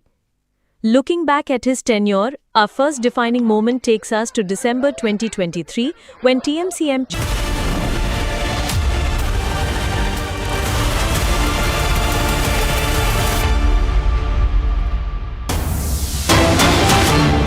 And we're getting you the latest visuals that are now coming in of Shri Harivansh, the Deputy Chairman, Deputy Rajya Sabha, calling on the President Draupadi Murmu at the Rashtrapati Bhavan. It is expected that he will now be taking on to be the Chairman of the Rajya Sabha. In case there is someone else who's expected, that name should possibly come up later. But these are the live visuals that are coming in, and this has also now been put on the social platform X by the President Shri Harivansh, Deputy Chairman Rajya Sabha, calling on President Draupadi Murmu at the Rashtrapati Bhavan. This is now coming in. Harivansh is the Deputy Chairman of the Rajya Sabha who has called on President Draupadi Murmu. It is likely now that Jagdeep Dhankar has stepped down, he shall be taking on that chair. Also, the Deputy Chairman is calling on, and this is very crucial. I want to also go across on the phone line to our Senior Executive Editor, Abhishek Kapoor, to get a sense of what is possibly now to happen. Abhishek, the Deputy Chairman of the Rajya Sabha, calls on the President of India, Draupadi Murmu. There are lots of chatter that is now being done to indicate that it's possibly him that could be taking on the chair, the chairman of the Rajya Sabha for the time being. It's an unprecedented move by the chairman, former chairman Dhankar, who's resigned as the vice president and also from the chair. What is now expected? And this is the big breaking news after Jagdeep Dhankar's resignation, viewers. We stay with this news that came last night and Jagdeep Dhankar's exit. All right, I'm going to go across to Abhishek Kapoor, our Senior Executive Editor, who's joining us on the phone line. Abhishek, the sudden resignation of India's former Vice President Jagdeep Dhankar on Monday night sparked speculation of what prompted the news. We are now getting pictures of Shri Harivansh, the Deputy Chairman, meeting Draupadi Murmu. Who's going to fill in? It's an unprecedented move that we are seeing, that the Chairman of the Rajya Sabha chair is presently vacant. What's going to now happen, Abhishek? Well, you see, there is a 60 days window in which, constitutionally speaking, this vacancy that has got created after the resignation of Jagdeep Dhankar as Vice President can be filled. The Electoral College happens to be the Lok Sabha and the Rajya Sabha taken together. That is the Parliament of India. They elect a Vice President of India, who also acts as ex-officio chairman of the Rajya Sabha. The election conducting body is the Election Commission, so obviously they have to issue a notification. Having said that, Rhythm, the government has enough space to breathe and, collect itself and get an alternative. What is important is that in these pictures we are seeing Harivansh, who's the Deputy Chairman of the Rajya Sabha, and so can really fill in the vacancy for the time being till the time an election happens and a permanent replacement of Jagdeep Dhankar is found for the remaining term. There is otherwise also, remember, like in the case of Lok Sabha and its chair, the Speaker, so in the case of Rajya Sabha and its chairman, there is a roster of names from amongst respective members that are available to chair the proceedings. So insofar as the present session is concerned, which is for 30 days or 28 days now, there is no problem or no crisis for the government to handle. Having said that, obviously the government, though of course it has numbers both in the Lok Sabha and the Rajya Sabha to sail through the election process of the next vice president, I think they have to first tackle the fallout of this announcement, that shock announcement that was made by the vice president last evening. Some details are emerging of what led to this resignation. What began as complete speculation about his health now is getting into informed opinion that this was because there are certain actions that the vice president had taken which were not liked by the government, and the trigger was obviously his getting involved in the impeachment process. Even as the government wanted the process to go via the Lok Sabha route, the vice president parallelly initiated a process in the Rajya Sabha, and so it gave an impression that maybe he's not keeping the government in the loop, or maybe the government and the vice president are acting parallelly, and that's not good for the institution, and that's why I think a communication happened.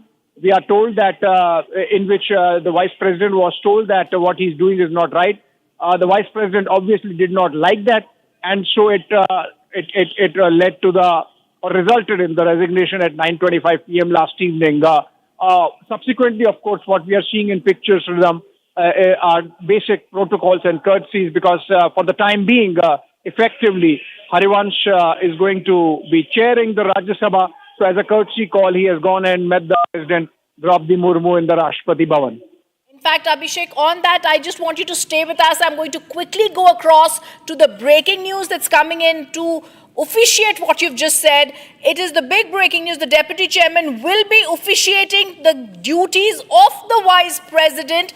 This is a meeting that he's had with President Draupadi Murmu. The picture also, Abhishek, says it all. As a corollary for the time being, as we've been known, like you said, the proceedings are going to be chaired at the morning session, a day after Vice President has resigned, citing medical reasons. And now it's going to be Sri Harivansh, who's going to be officiating and carrying on the duties of the Vice President. I would like a little bit more, Abhishek, to get to understand, because a lot of people are now speaking about it. The opposition is also talking about the resignation of Dhankar that's been accepted by the President. Like you spoke about the sudden resignation, the exit, a lot of people saying there's more than meets the eye. Also, who could be one, of course, like you did mention, could be possibly the words on the impeachment that have been stated by the former Vice President Jagdeep Dhankar and taking it on. But also, Abhishek, what other possible people could be in the speculation now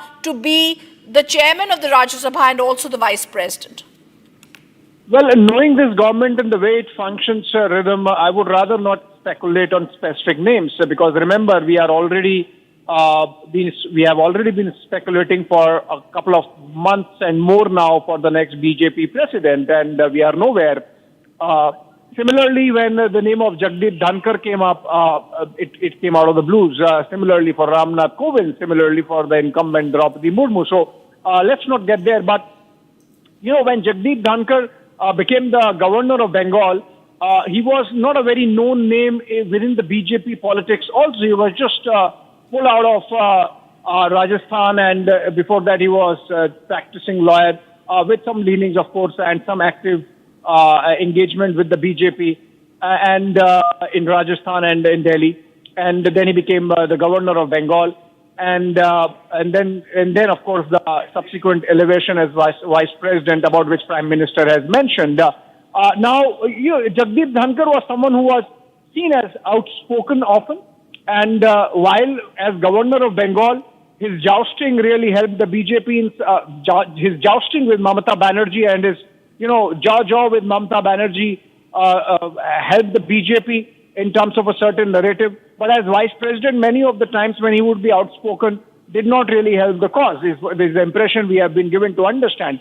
Also, of late, he was speaking vocally about the judiciary. And maybe that was perhaps not the push that the government really wanted, because they would want to, of course, go ahead with the impeachment proceedings of Justice Verma, but not like to rub it in, but which obviously the Vice President was doing. So, for example, if you look at last 1 month, he has at least 3 or 4 times made very strong comments on the top judiciary.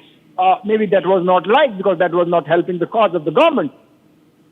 And then he made a statement a month or 2 back, Rhythm, where he panned India's agricultural sector growth, and he said that it pains his heart as the son of a farmer to see the state of agriculture in the country. That was not liked by the government. That was not liked by even the agriculture minister, Shivraj Singh Chauhan, because he was named in that comment by Jagdeep Dhankar. So I think his outspokenness was something which was really not endearing him to the treasury benches. And then, of course, as I said yesterday, that crossing of a certain red line, if he did, by not taking the government in the loop on his decision to parallelly do some process on the impeachment of Justice Verma in the Rajya Sabha, which the government did not want. The government wanted the Lok Sabha to take the lead. Having said that, Rhythm, on speculation on who can be the next president, vice president, you know, there is a long list of people who are probables. Anyone who's an elderly statesman, though of course the Rajya Sabha, the Constitution prescribes that the Vice President can be anyone who can become a member of Rajya Sabha, and which means 35 years of age. You and me both qualify to be that.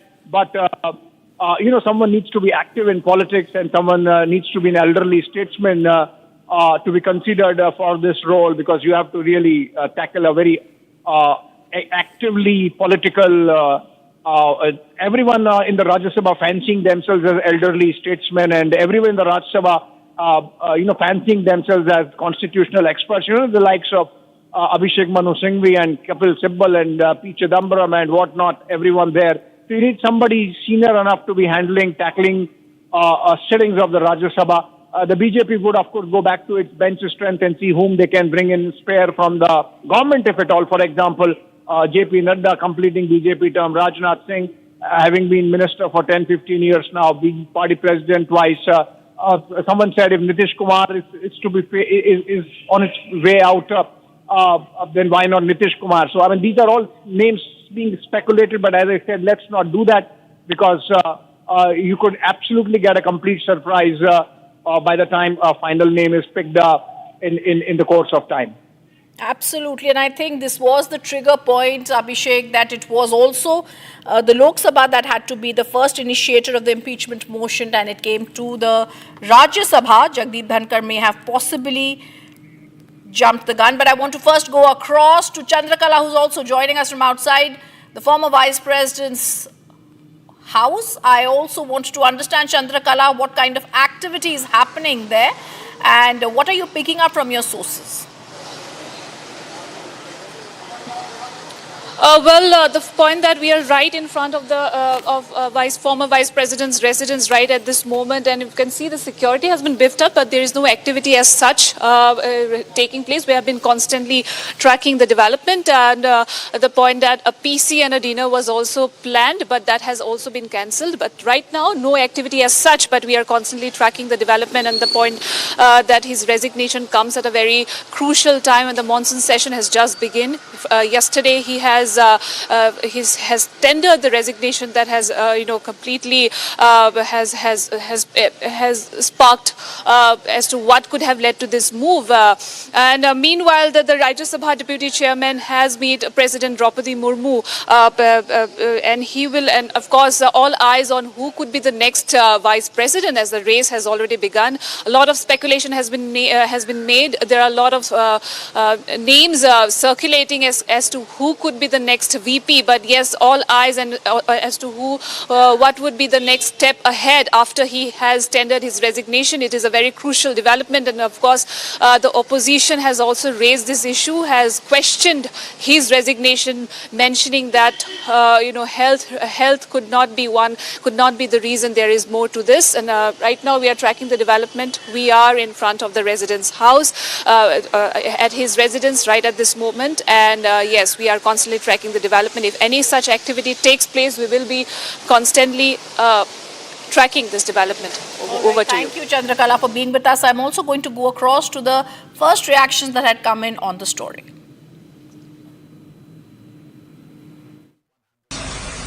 I will retire at the right time. August 2027. Subject to divine intervention. I will retire at the right time.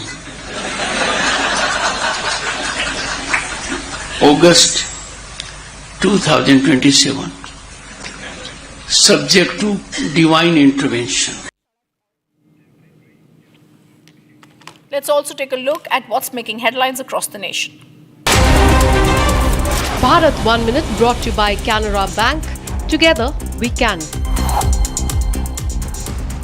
Indie leaders protested against the ongoing special intensive revision of electoral rolls in Bihar, alleging that voting rights of people are being taken away. Multiple leaders, including Lok Sabha leader of opposition Rahul Gandhi, Samajwadi Party chief Akhilesh Yadav, protested against the Bihar SIR, calling for the exercise to be stopped.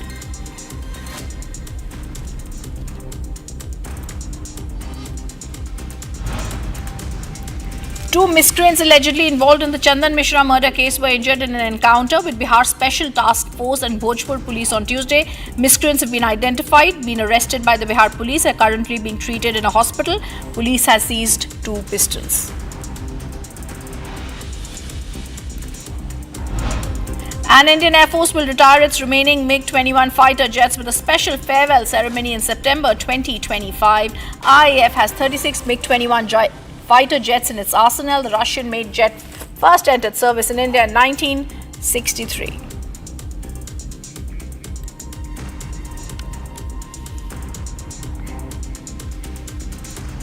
And the breaking news that's coming in, the meeting of Rajya Sabha BAC, that's the Business Advisory Council, that was scheduled for today has now been postponed and will now take place tomorrow at 12:30 p.m.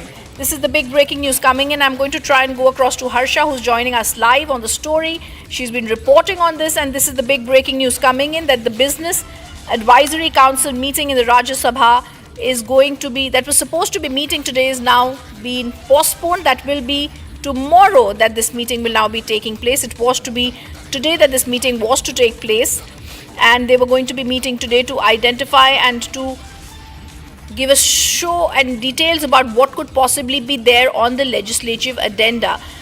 However, now that meeting is to be tomorrow. It has been postponed.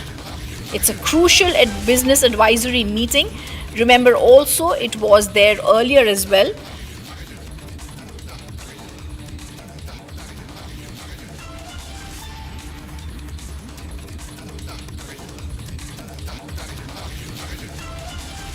The other big focus, viewers, opposition MLAs in Bihar have reached the assembly wearing black dresses to protest against the special intensive revision of electoral rolls in the state, and they've created a ruckus in the house over the issue.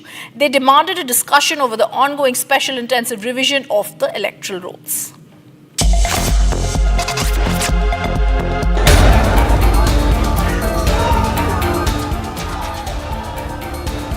Opposition MLAs in Bihar reached the assembly wearing black dresses to protest against special intensive revision of electoral rolls. Opposition MLAs created ruckus in the house over the issue. As soon as Speaker started proceedings, the opposition MLAs stood up, raised slogans and reached the well of the house with posters in their hands. Opposition MLAs demand debate on the special intensive revision of the voter list. अंदर कहाँ नहीं जाने देगा, यही तो लंगपोनी है, नहीं हम ही जाते हैं रोक दे, ये कोई बात हुआ?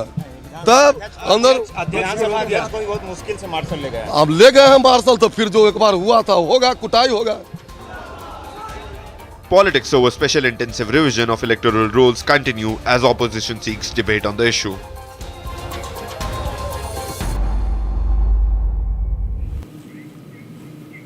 World War II era relics, including a hand grenade, bullets and a military bottle, were unearthed by construction workers at a sewage project site at Imphal, Manipur. The items were found nearly 2.5 feet underground while digging for a pillar foundation. Believed to have been used during the Second World War, the recovered relics were promptly handed over to officials from the Historical Activity Department. All items have been secured and further details are awaited. Today at around 7:30 a.m. in the morning, some of the used weapons and used remains of the Second World War have been discovered by the construction workers in the area of Langthabal, Imphal West. This site is for the construction project of sewage project. So I will show you the area where those archaeological remains have been found. Those items were found near this pillar when this area was dug about 2.5 feet under. Those recovered items were brought back by the archaeological team and officials of the concerned department. This is Osman reporting from Imphal for Republic. Getting in the latest response from a local on this discovery, take a look.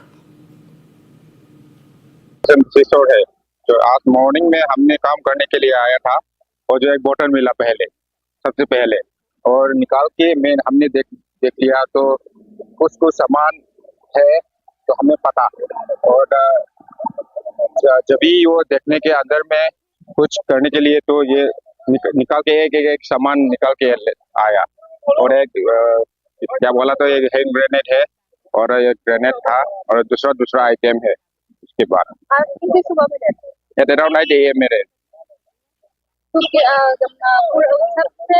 कितने total weapons है?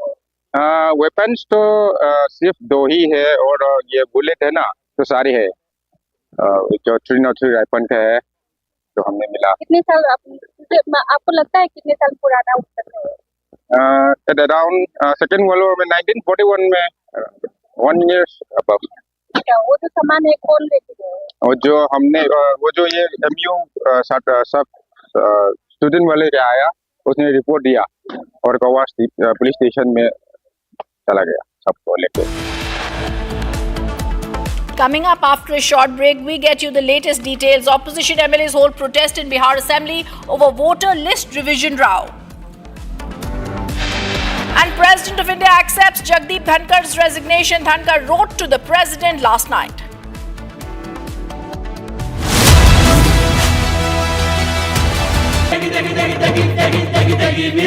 MDH की देगी मीरज, देगी मिर्च का तड़का, अंग अंग फड़का। MDH की देगी मीरज।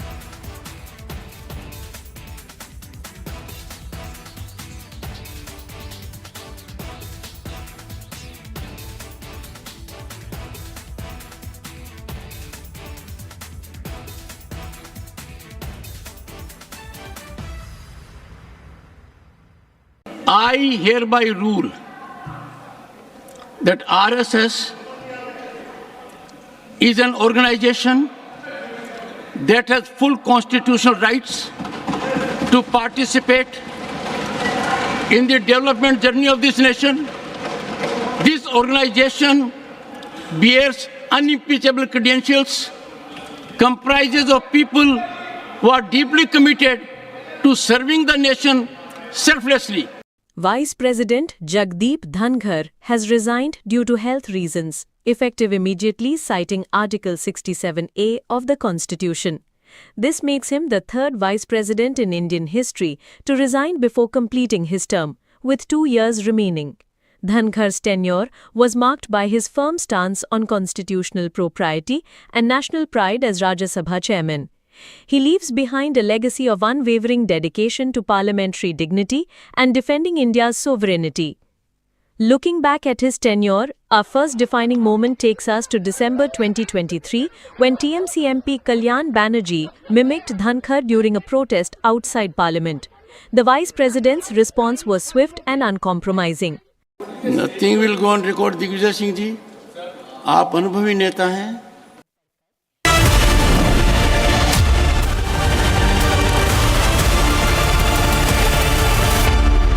सीक्रेट रेसिपी MDH का जीरा सिप जल जीरा मसाला। सिप सिप जीरा सिप MDH का जल जीरा सिप MDH का जल जीरा SIP.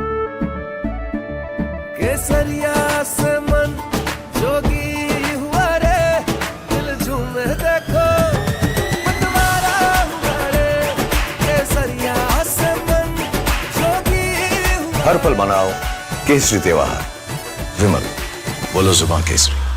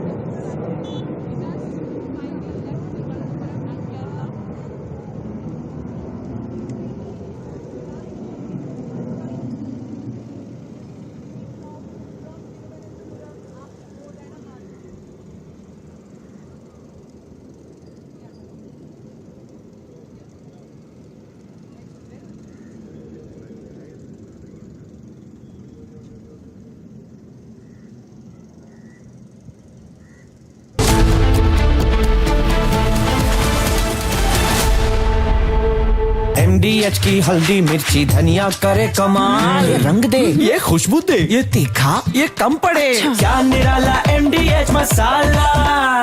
I hereby rule that RSS is an organization that has full constitutional rights to participate in the development journey of this nation. This organization bears unimpeachable credentials, comprises of people who are deeply committed to serving the nation selflessly.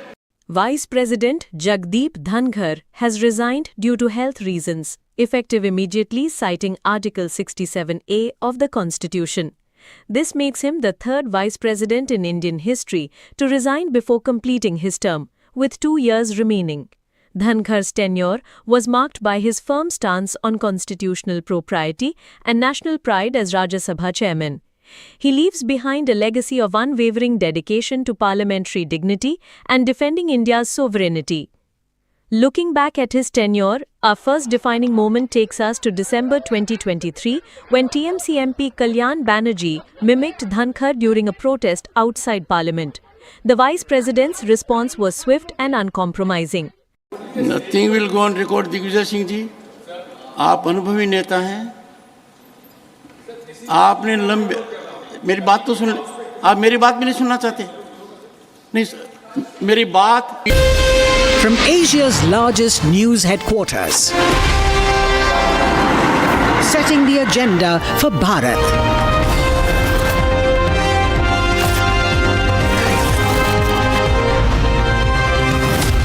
You're watching Republic.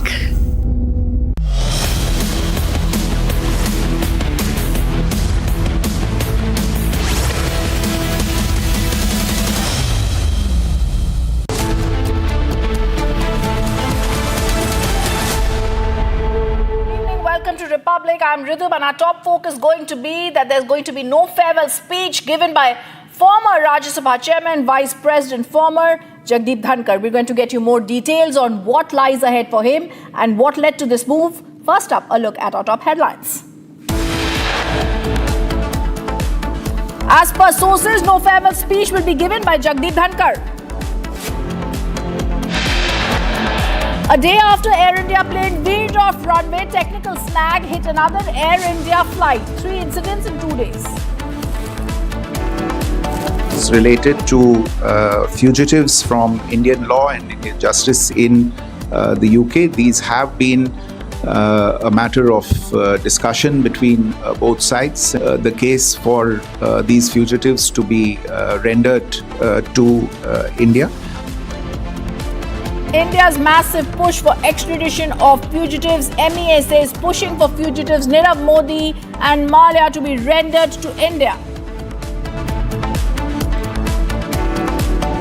कि कई लाख वोटरों का अगर नाम काट दोगे तो ये चलने वाला नहीं है. हम लोग चुप बैठने वाले नहीं हैं. ये आप वोटर का केवल अधिकार ही नहीं छीन रहे, उसका अस्तित्व मिटा रहे हैं. Opposition MLAs hold protest in Bihar Assembly over voter list revision round. First batch of Apache attack helicopters reaches India, choppers to be deployed in Jodhpur. Indian Air Force to retire MiG-21 fighter jets this September after over 60 years in service. And big win for the Yogi government. Topco directs all hotel owners along with Conver Yatra route to display license and registration certificate.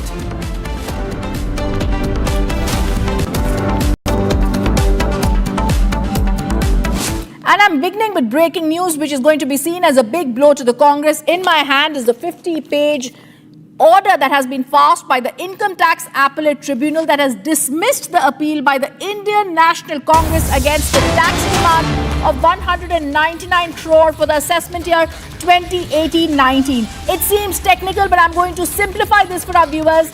The Appellate Tribunal has rejected the Congress party's claim for tax exemption under a certain section due to rate return filing and violations of cash donation limits, establishing strict compliance requirements for political parties that seek tax benefits. But the bigger story that I'm trying to explain to our viewers right here is this is not the only takeaway.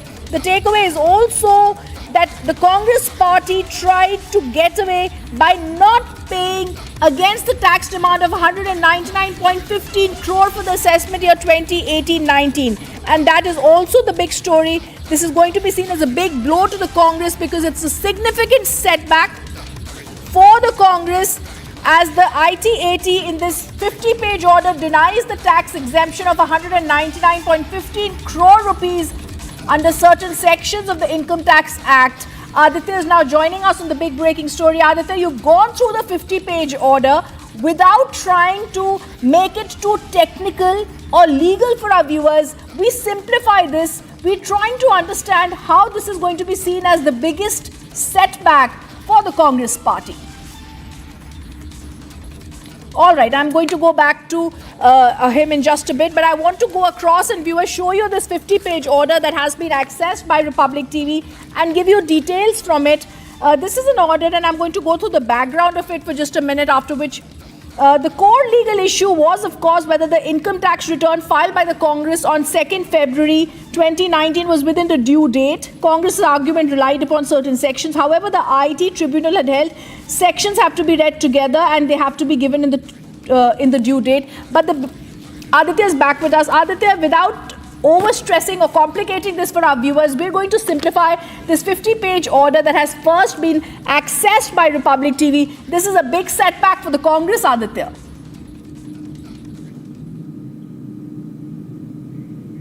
Aditya, if you can hear me, a big setback for the Congress. You've been through this 50-page order. Give us the key details in this.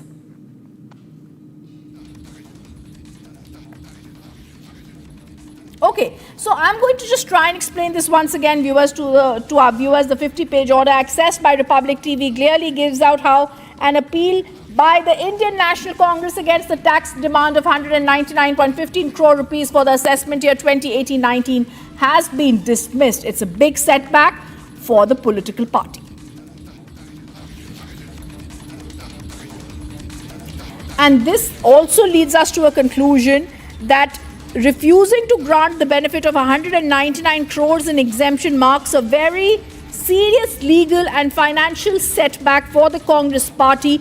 Political parties must file their returns strictly within due dates, and late returns, even if filed before the end of the assessment year, are not going to be eligible.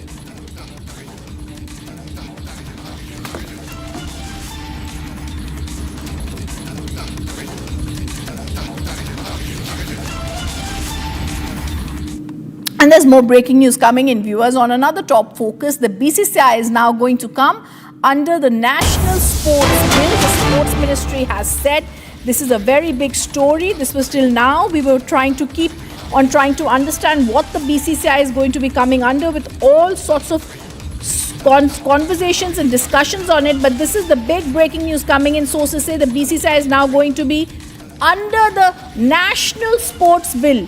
It's Himanshu is joining us live from the digital newsroom. The BCCI is now going to be under the National Sports Bill. Himanshu, this is also going to be seen as an indication that it's going to be classified as a National Sports Federation under the new bill. It also mandates athletes' representation. How is this going to be impacting the BCCI, Himanshu? Well, Rhythm, it's a huge move. Let me just first inform our viewers here that BCCI will be classified as a National Sports Federation under the new bill. Now, we must know that BCCI was an autonomous body, so it is for the first time that BCCI will come under or will be called as a National Sports Federation. Two critical things. 2028 cricket will be included in LA Olympics, and I think for that to happen, BCCI had to come under the National Sports Bill as a National Sports Federation. So that was one important decision why BCCI will be under the new National Sports Bill now. Second is BCCI was an autonomous body, so there was no Right to Information Act for BCCI. Now you can file a Right to Information Act if you want to know any information. BCCI, with crores of money in its pockets, that will bring some transparency into the system, Rhythm. So I think these are two crucial, two big takeaways of BCCI coming under the National Sports Bill. Also, then there are some sub rules. There's an issue like Roger Binney being BCCI president now. He's at 70. As per BCCI's age limit rules, anybody who crosses 70-year mark, he has to quit. But under the new National Sports Bill, the age limit goes up to 75. So there will be a lot of minor changes that will come into play. But for now, the two big headlines here is that BCCI will become a National Sports Federation. And number two, it also paves way for Right to Information Act, bringing in more transparency into BCCI's working and mechanics, Rhythm. Absolutely, Himanshu, I also want you to highlight for us what this means. We've several times seen the BCCI controversies break out. We've not been able to file right to information against it. It's an autonomous body, like you rightly said. It's one of the, I think, the richest cricket body in the world. It had many powers under it. In fact, I think we were the first to campaign against the body and the kind of allegations that were there against it much earlier, many years ago, when the match fixing allegations were there and there were other people who were at the helm of affairs at that time. So this move is really aimed at transparency in cricket as well. Yes. Rhythm, let's talk about BCCI's functioning and IPL as well. So you see a lot of money being floated, right? And you see there are like crores of advertisement rights that BCCI allots to different private entities. All that will now, obviously, they will have to be accountable. They will have to be transparent about their mechanism. They will have to float legal tenders after this. So it cannot be one person's right. You have seen how IPL actually was conceptualized with Lalit Modi taking all the calls there, and now we are still struggling. Like different investigative agencies are looking into different, probably different mechanisms of how money was spent and the trail and all that stuff. So it's not just an BCCI with deep pockets. Probably the budget that they have is more than economy of many of your African countries. So considering that into account, there will be different approach to every issue that BCCI now takes up. But that, I think, is just a start. Let's see how it works out, how it spans. All right. Thank you, Himanshu, for giving us those top details. Here was the other top focus. Parliament was dominated by debates over the voter list revision in Bihar. Opposition parties have expressed strong opposition, viewing the exercise as a threat to their democratic rights, and have submitted adjournment notices. They've also held a protest inside the assembly. Watch this.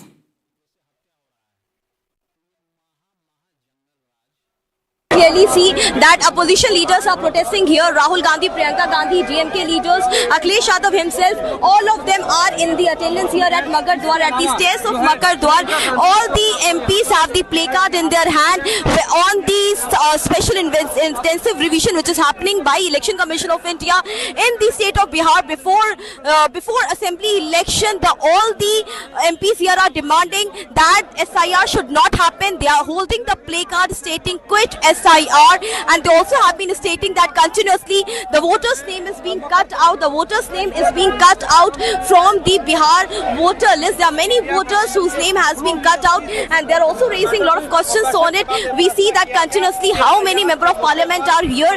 This is the Makar Dwar of the parliament, and it is the outside Makar Dwar after the Lok Sabha and Rajya Sabha, both houses of the parliament, got adjourned.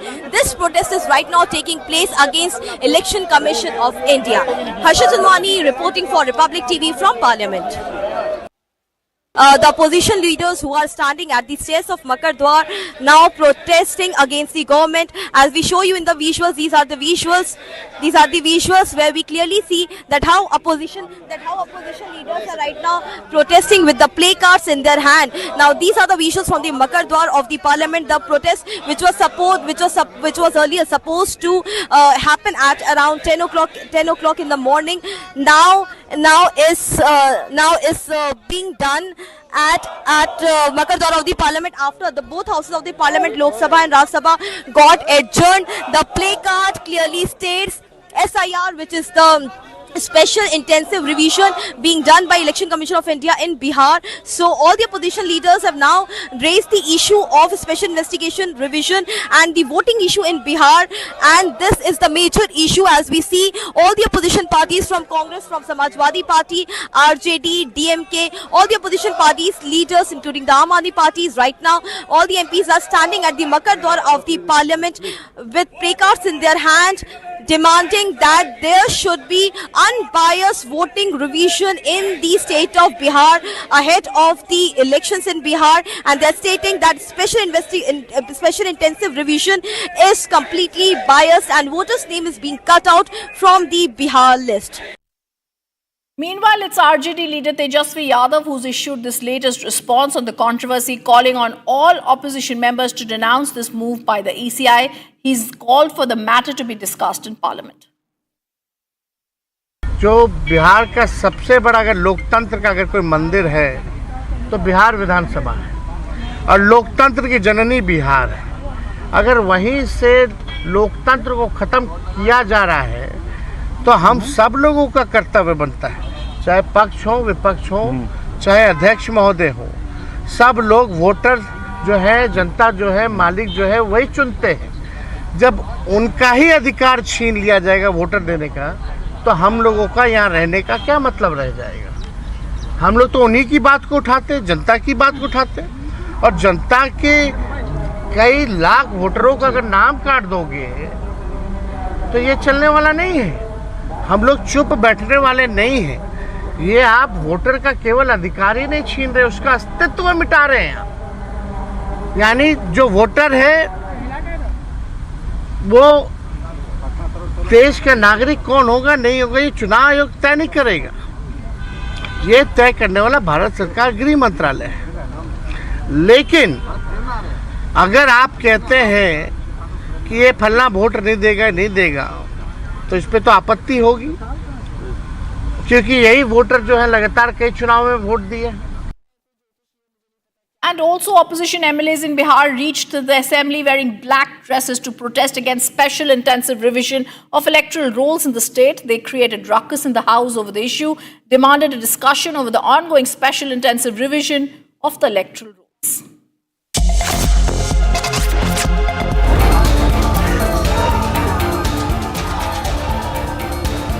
Opposition MLAs in Bihar reached the assembly wearing black dresses to protest against special intensive revision of electoral rolls. Opposition MLAs created ruckus in the house over the issue. As soon as speakers started proceedings, the opposition MLAs stood up, raised slogans and reached the well of the house with posters in their hands. Opposition MLAs demand debate on the special intensive revision of the voter list. अंदर कहाँ नहीं जाने देगा, यही तो लंगपोनी है, नहीं हम ही जाते हैं रोक दे, ये कोई बात हुआ। तब अंदर बहुत मुश्किल से मार्शल ले गए, अब ले गए हैं मार्शल, तो फिर जो एक बार हुआ था होगा, कुटाई होगा। Politics over special intensive revision of electoral rolls continue as opposition seeks debate on the issue. Viewers, ahead of the Prime Minister's visit to the United Kingdom tomorrow, the MEA has given a big statement regarding fugitives. They said if the Havu Rana can be extradited, others can too. Take a look at what the Foreign Secretary said.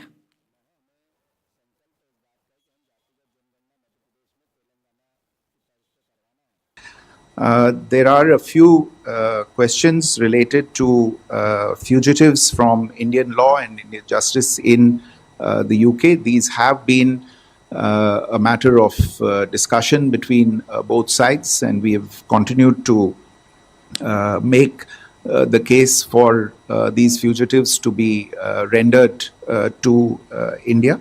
Obviously, there is a legal process that such requests and such issues go through in the other country, and we continue to follow up very closely with our partners in the UK on these matters. ऐसी बात नहीं है कि भारत में लोग नहीं लाए गए हैं. आप जानते हैं रिसेंटली तहव्वुर राना को एक्स्ट्राडाइट किया गया था, उसमें भी ऐसी चीजें थी. ये काम हम कर सकते हैं, ये कोई बड़ी बात नहीं है. Viewers, the security forces remain on high alert amid the ongoing Amarnath Yatra. Republic gains exclusive access to facial recognition watch list of anti-national elements and overground workers. Our colleague Zeenat Fazil brings you this report. As we are covering the proceedings of the Amarnath Yatra and how the security is maintaining the tracks like the National Highway D, where from I am reporting, I'll ask my VJ Mubashir to show you what's happening here on the National Highway D, because this is the route that takes you to Baltal, and one important element that has been used this time is the facial recognition techniques that have been this time installed at all these locations where from the Yatra will travel. This is one important segment that has been introduced, where the people who travel on this road, their pictures are scanned, and almost there is already a data of around 3 lakh people, because they are the one registered with the Amarnath Yatra. Even the ones who are whether the Yatris or not Yatris, they too are getting scanned here, and in case there is some international element who is roaming around. There will be a proper hooter, the buzzer, and this the post that you see here, that they have a complete data of those internationals like OGWs who have the links with the terror organization. The hooter will buzz and will immediately alert those people who are here and they are the part of the deployment. Then this person will be segregated from the rest of the lot, because the kind of screens that you see and the technology, despite a very small bunker, but it is quite effective in managing the tracks and identifying those who can create law and order here.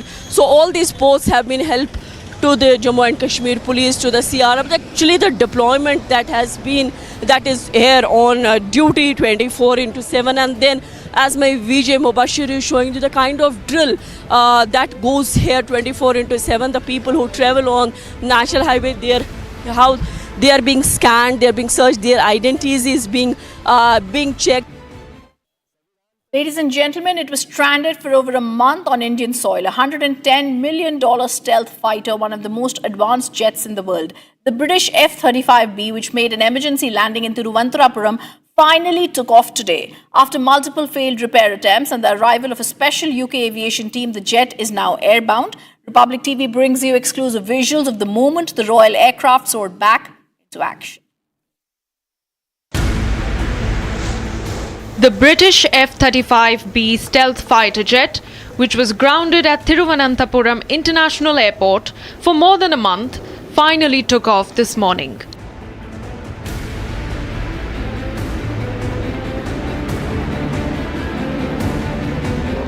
The powerful aircraft, valued at over $110 million, had made an emergency landing on the 14th of June due to a technical problem. The jet has gone to the far end of the runway. It will soon be this right now, not in visibility, but in a few moments from now, we'll be able to see the jet cruising past. Yes, it is now cruising past. You can see the F-35B Lightning right now in full throttle. It is going to take off into the grey monsoon skies of Kerala. You can see these are the exclusive visuals that we are bringing in. The jet is finally taking off. A high throttle jet. The sound that is deafening, the maddening sound, the deafening sound of a sophisticated aircraft saying goodbye to Kerala, saying goodbye to India, giving all the support rendered by the government of India and all the airport authority. Finally, the F-35B2 Lightning has gone back. It will be going to Darwin Airport in Australia, where and then eventually will join the mothership, which is the Prince of Wales.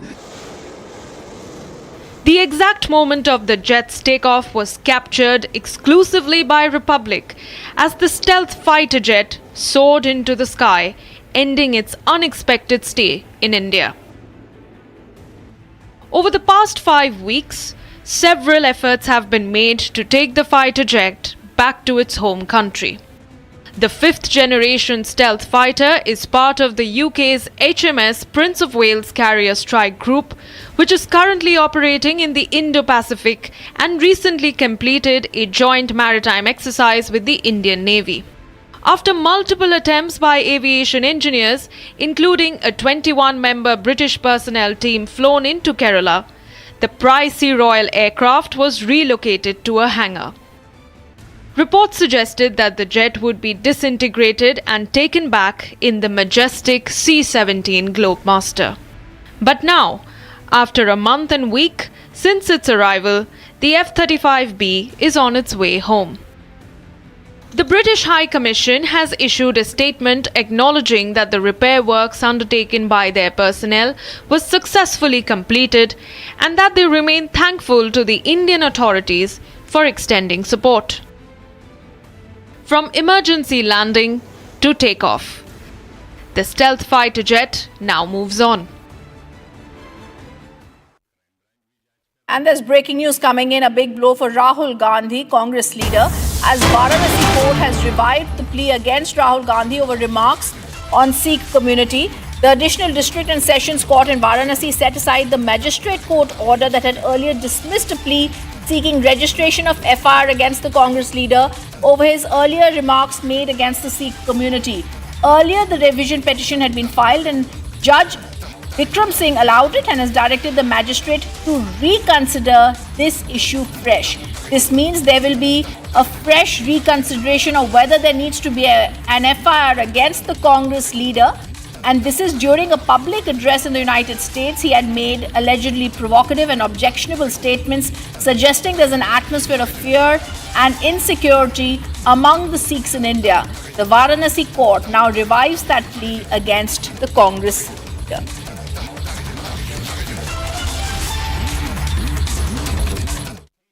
Viewers, days after video of a man eating fried chicken inside the ISKCON Govinda restaurant in London sparked massive outrage, the man at the centre of controversy has now issued a statement and apologised.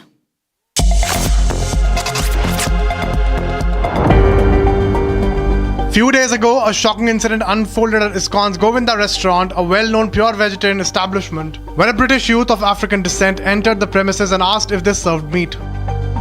Upon being informed that the restaurant only serves vegetarian food, the man brazenly pulled out a box of chicken from KFC and proceeded to eat it inside the restaurant. After the incident sparked outrage, the man has now apologized. My actions were ill-timed, irresponsible, and after doing my research on the restaurant, seeing that that restaurant is very predominantly dominated by Hindu people where they believe in no violence and peaceful behaviors towards animals as well as people, my actions came off as offensive towards the community, and I would like to come here and offer a heartfelt, sincere apology for my actions. I just felt like it was just needed just to say a very good, sincere apology to the people I've offended. I would also like to make a comment on this rumour that I walked inside the Hindu temple and I started apparently eating chicken in the actual Hindu temple, which is completely false.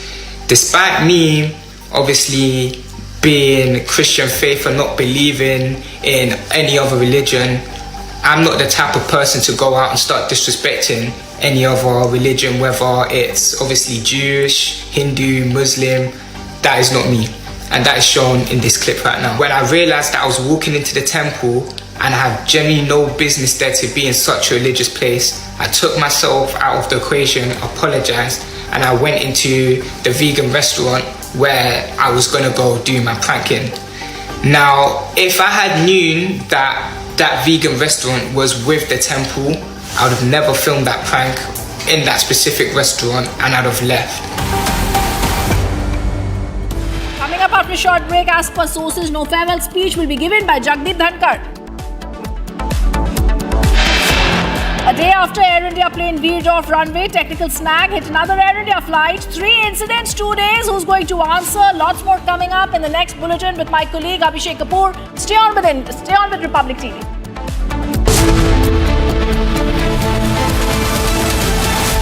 दादी के हाथों का जादू और खुशबू से महकता घर, माँ की मुस्कुराहट और खाने की सुगंध। MDH गरम मसाला, क्योंकि हर रिश्ता है स्वाद से जुड़ा। केसरिया से मन जोगी हुआ रे, दिल झूमे देखो मतवारा हुआ रे। केसरिया से मन जोगी हुआ। हर पल मनाओ केसरी त्योहार। विमल, बोलो जुबान Kesari.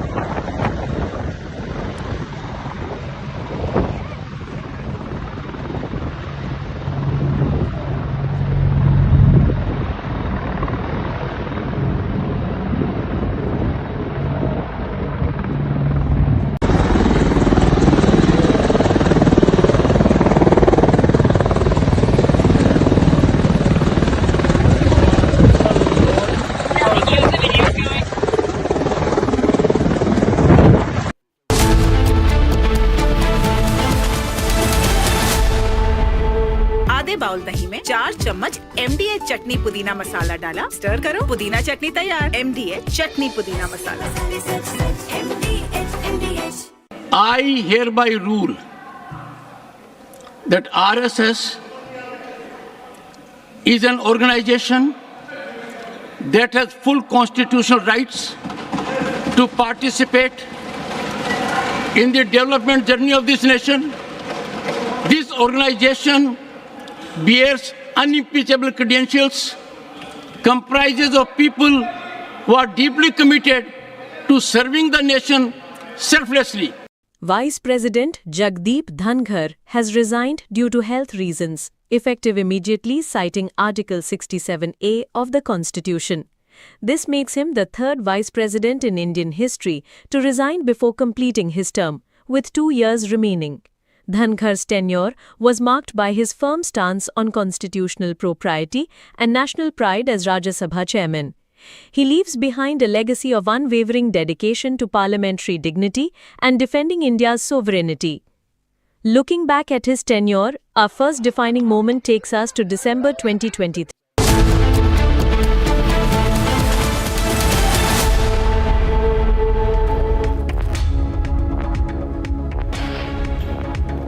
Hello, welcome back. Mystery deepens around whether it was because of his own health that Vice President Jagdeep Dhankar resigned or the health of his relationship with the Modi government. That's our focus. Let's begin with the headlines.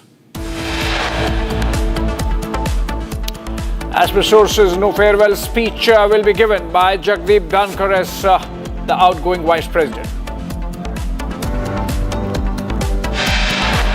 A day after Air India plane veered off runway in Mumbai, technical snag hits another flight, 3 incidents in 2 days. Big jolt to Congress. The Income Tax Appellate Tribunal rejects party's appeal against rupees 199 crore tax assessment. Questions related to fugitives from Indian law and Indian justice in the UK. These have been a matter of discussion between both sides. The case for these fugitives to be rendered to India. India's massive push for extradition of fugitives. MEA says pushing for Nirav Modi and Mallya to be rendered back to India. जनता के कई लाख वोटरों का अगर नाम काट दोगे तो ये चलने वाला नहीं है। हम लोग चुप बैठने वाले नहीं हैं। ये आप वोटर का केवल अधिकार ही नहीं छीन रहे, उसका अस्तित्व मिटा रहे हैं। Opposition MLAs hold protest in Bihar Assembly over voter list revision row.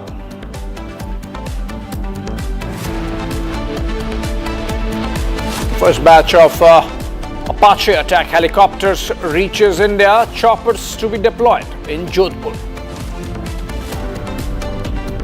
And Indian Air Force to retire all its MiG-21 fighter jets this September after over 60 years in service.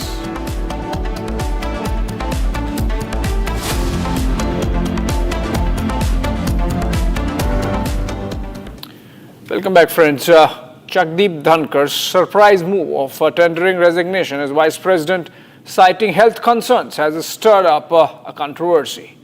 The reason, however, had few takers. Even the harshest of his critics in the opposition, with whom Dhankar had frequent run-ins during his tenure and even moved to impeach him, said there was more to it than met the eye.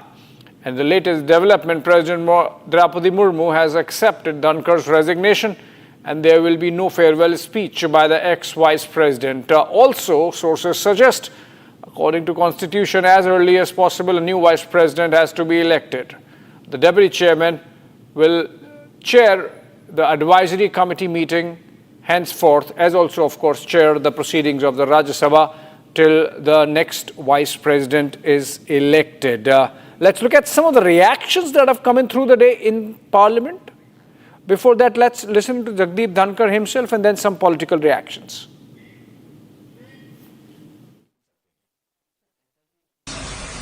I will retire at the right time. August 2027, subject to divine intervention. I will retire at the right time. August 2027, subject to divine intervention.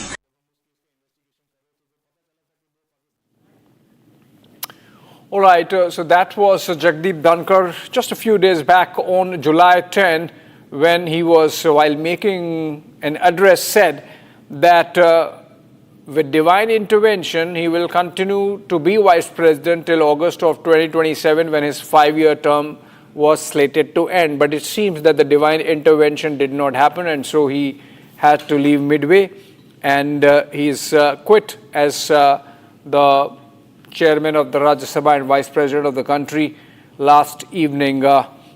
Frequent run-ins with the opposition, and it seems that as it emerges, there were some run-ins with the government also, though of course they were not out in the open. But with the parallel move to impeach Justice Verma emanating from Rajya Sabha yesterday, the government perhaps decided that this is a certain red line. He was told that this is a red line. He did not like it, and he quit. That's what sources tell us, that the vice president might have done something which was not aligned with the larger plan of the Modi government, and that's why he quit. Whether he was asked to quit or not, we don't know. But yesterday he had a very busy, engaging day and had all the meetings, presided over the proceedings of the Rajya Sabha, and there was no hint whatsoever that he's having any health issue. Okay, we're going to have Chandrakala joining us live on the story, but the Parliament has been rocked with this development, and the opposition as stunned as others on Vice President's move. He has not come out of his house all day today, and Chandrakala is reporting live from outside his residence. Chandrakala, has the former Vice President now, Jagdeep Dhankar, come out of his house at all through the day? And if not, then have there been visitors coming to him? And if not, then what seems the plan like? Well, right now we are constantly tracking this development. All eyes on former Vice President's residence as to if movement could be taking place here. But as of now, there is no such movement by the Vice President. We could see some cars coming and going, but we could see the security has been completely beefed up outside his residence as of now. But yes, there is no such movement by the Vice President as of now. We are tracking this development.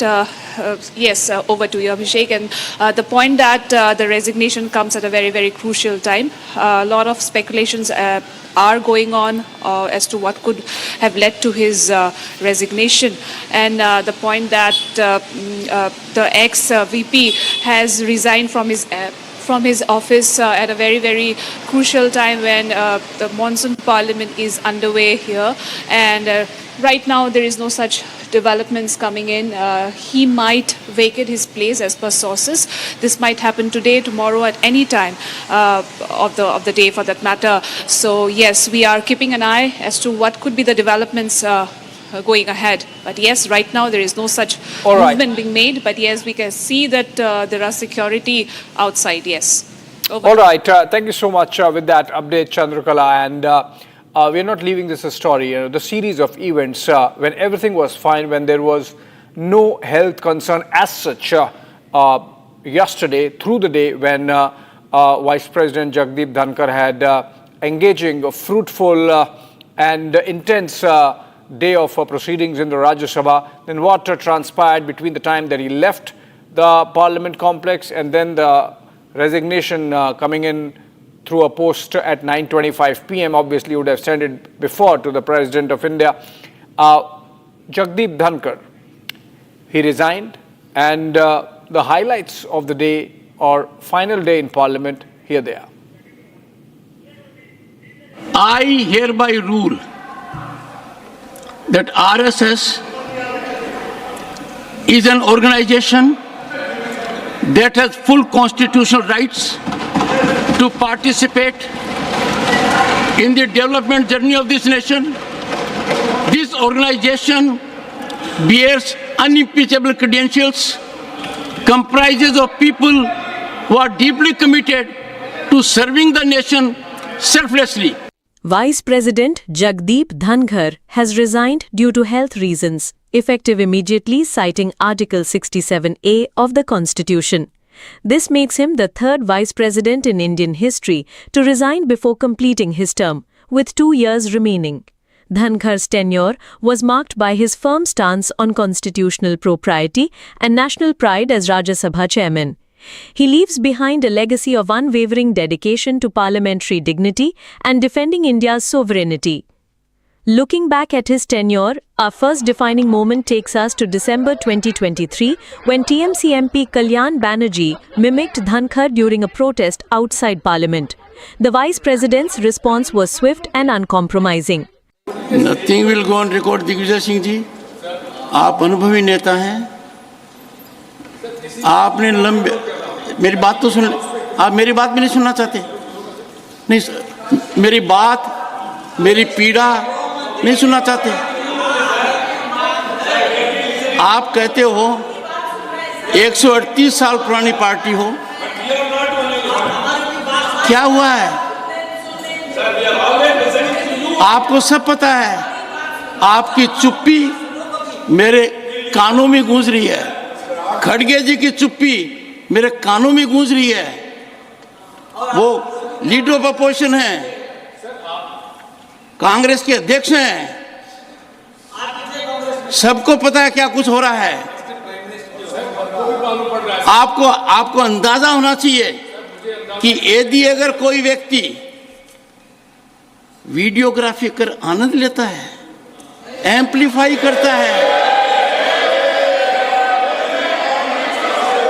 ये संस्कार है क्या अपने? यहां तक इस तरह आ गया क्या? सर, ये है दिग्विजय सिंह जी, मेरी बात सुन लीजिए. जगदीप धनखड़ की कितनी बेइज्जती करो, मुझे कोई चिंता नहीं है. भारत के उपराष्ट्रपति की, किसान समाज की, मेरे वर्ग की मैं पूरी आहुति दे दूंगा हवन में. मैं खुद की परवाह नहीं करता. मेरी बेइज्जती कोई करता है, मैं सहन करता हूं, खून की घूंट पीता हूं, पर मैं ये बर्दाश्त कभी नहीं करूंगा कि मेरे पद की गरिमा मैं सुरक्षित नहीं रख पाया. इस सदन की गरिमा को सुरक्षित रखना मेरा काम है. इस पद की गरिमा रखना मेरा काम है. आप अंदाजा नहीं लगा सकते क्या हुआ है. Moving to July 2025, President Trump made claims about brokering an India-Pakistan ceasefire. Dhankar delivered perhaps his most powerful statement on national sovereignty. To make life of those better who are part of your system, but who are prepared to make supreme sacrifice for the nation, so that people like me and others can have sound sleep. And therefore, there will be challenges. Challenges will be to create divisiveness. For example, we have seen global conflagrations. 2 of them in particular, you know them. These have become open-ended. Look at the devastation of property, human lives, their misery. And look at our calibration. We taught lesson, taught it well. Chose Bhavalpur and Muridge, and then brought conclusion temporarily. Operation Sindoor is not over. It continues. Some people ask a question, why was it stopped? We are a nation that believes in peace, non-violence, land of Buddha, Mahavir, Gandhi. We do not wish to kill even living beings. How can we target human beings? Idea was to generate sanity, generate a sense of humanity in the others. The lesson has been learned hard. But some of us have to understand and appreciate. Don't be guided by narratives outside. All decisions in this country, a sovereign nation, are taken by its leadership. There is no power on the planet to dictate India how to handle its affairs. We do live in a nation, and nations that are a committee. We work in togetherness, we work in tandem. We have mutual respect, diplomatic dialogues. But at the end of the day, we are sovereign. April 2025 witnessed Dhankar's most controversial stance when he challenged the Supreme Court's authority, declaring Parliament supreme over all institutions. Going further, he criticized the judiciary's use of Article 142, calling it a nuclear missile against democratic forces available to the judiciary 24/7. Legal experts called it unprecedented, but Dhankar remained firm. The will of elected representatives supersedes judicial interpretation.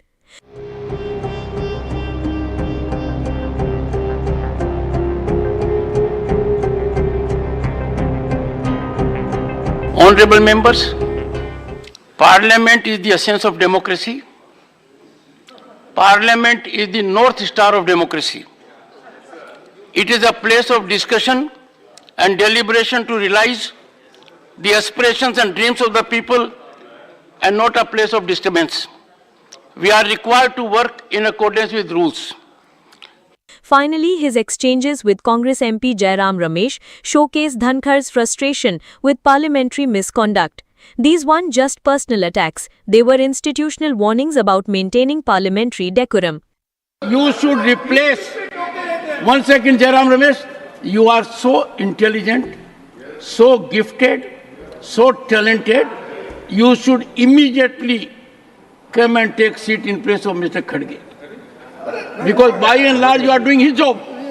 जब प्रथम पंक्ति के अंदर आप जैसा व्यक्तित्व है, 56 साल का अनुभव है, उनको भी हर कदम के ऊपर जयराम रमेश टिक्का टिप्पणी करके मदद करना चाहते हैं। अभी देखिए,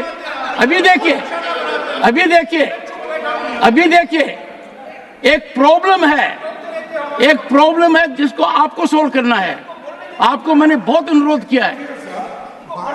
Jagdeep Dhankar thanked President Murmu and Prime Minister Modi for the privilege and satisfaction to witness and partake in India's remarkable economic progress.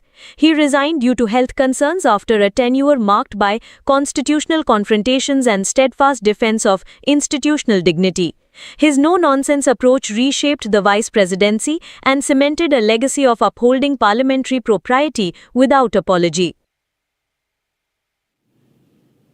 Right, from Parliament politics to some national security news. As Amarnath Yatra continues in Jammu and Kashmir, the state's police has upped its game when it comes to use of technology to keep track of the Yatra and the safety of the pilgrims. So take a look.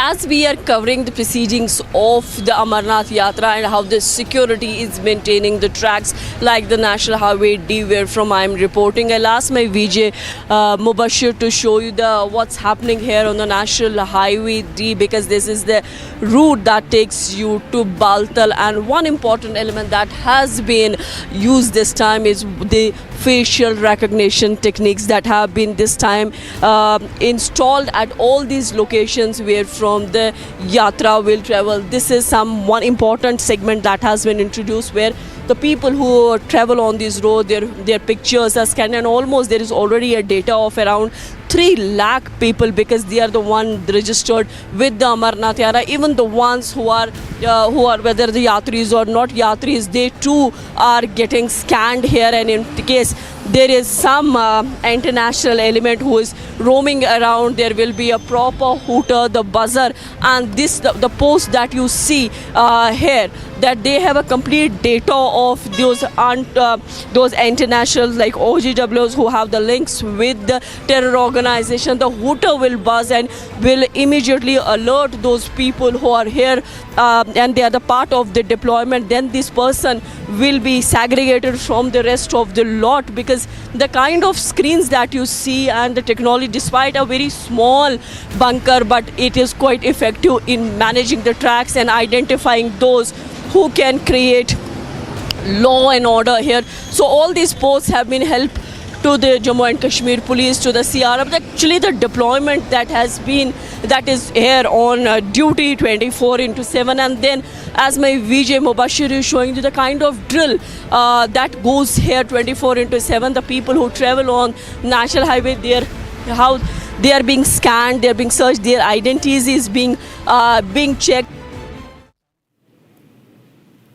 All right, moving on. After landing in Delhi from Hong Kong, an Air India aircraft experienced a loud bang and heavy smoke coming from the APU, or the auxiliary power unit. This happened after the engines were shut down at the parking bay.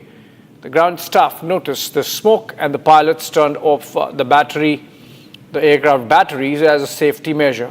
On inspection, engineers found serious internal damage to the APU and also damage to the aircraft's structure. Clearly, the Air India's woes with the technical faults not really ending, in fact compounding. This is the third instance in the last 48 hours of some technical snag or the other hampering operations. We have a guest joining us live, Group Captain GP Bajpai. He's an aviation expert. And very good afternoon to you, Mr. Bajpai. Why this spurt in technical snags in Air India flights? You think these are long-pending maintenance issues that really have come up together and are causing these issues? Abhishek ji, good evening to you and to millions of your viewers. First, I will try to cover in short all these 3 snags. Today afternoon, one Airbus 321 had landed from Hong Kong to Delhi airport, and during the deplaning of the passengers, the pilots had started the APU. Suddenly a bang, boom noise was heard, and a ball of fire could be seen at the tail. It seems there was an internal failure of APU, turbine blades have got damaged, or along with that there might be a fuel leak and oil leak. Mind it, the fire is the biggest enemy of aviation because the huge quantity of high flash point ATF is around. So the matter has gone to DGCA, and DGCA has asked for the detailed report. Before that, yesterday evening, there was a reject takeoff incident has taken place on Victor Tango Victor Alpha Airbus 321, wherein during the takeoff roll, pilot had observed auto flight radar TRV limit caution and warning had appeared. Yeah, Mr. Bajpai. I'm just asking you to hold your thoughts. We are continuing with the story, but in fact, it seems there is a statement coming in from Air India, and we need to break that, attributable to Air India's spokesperson. And the statement on the technical snags or snag with flight AI-135, which we were discussing, Mr. Bajpai. And the statement says that flight AI-315 operating from Hong Kong to Delhi on 22nd of July, that's today, experienced an auxiliary power unit fire shortly after it had landed and parked at the gate. The incident occurred while passengers had begun disembarking, and the APU was automatically shut down as per system design. There was some damage to the aircraft, however, passengers and crew members disembarked normally and are safe. The statement further says the aircraft has been grounded for further investigations and the regulator has been duly notified. How alarming was this situation, Mr. Bajpai? This APU that caught fire after the aircraft landed and the engines shut down. Could it have happened before, while the aircraft was mid-air in flight? It is an alarming situation. It is a serious snag. As I was trying to say, fire in the vicinity of the ATF is the biggest enemy of aviation.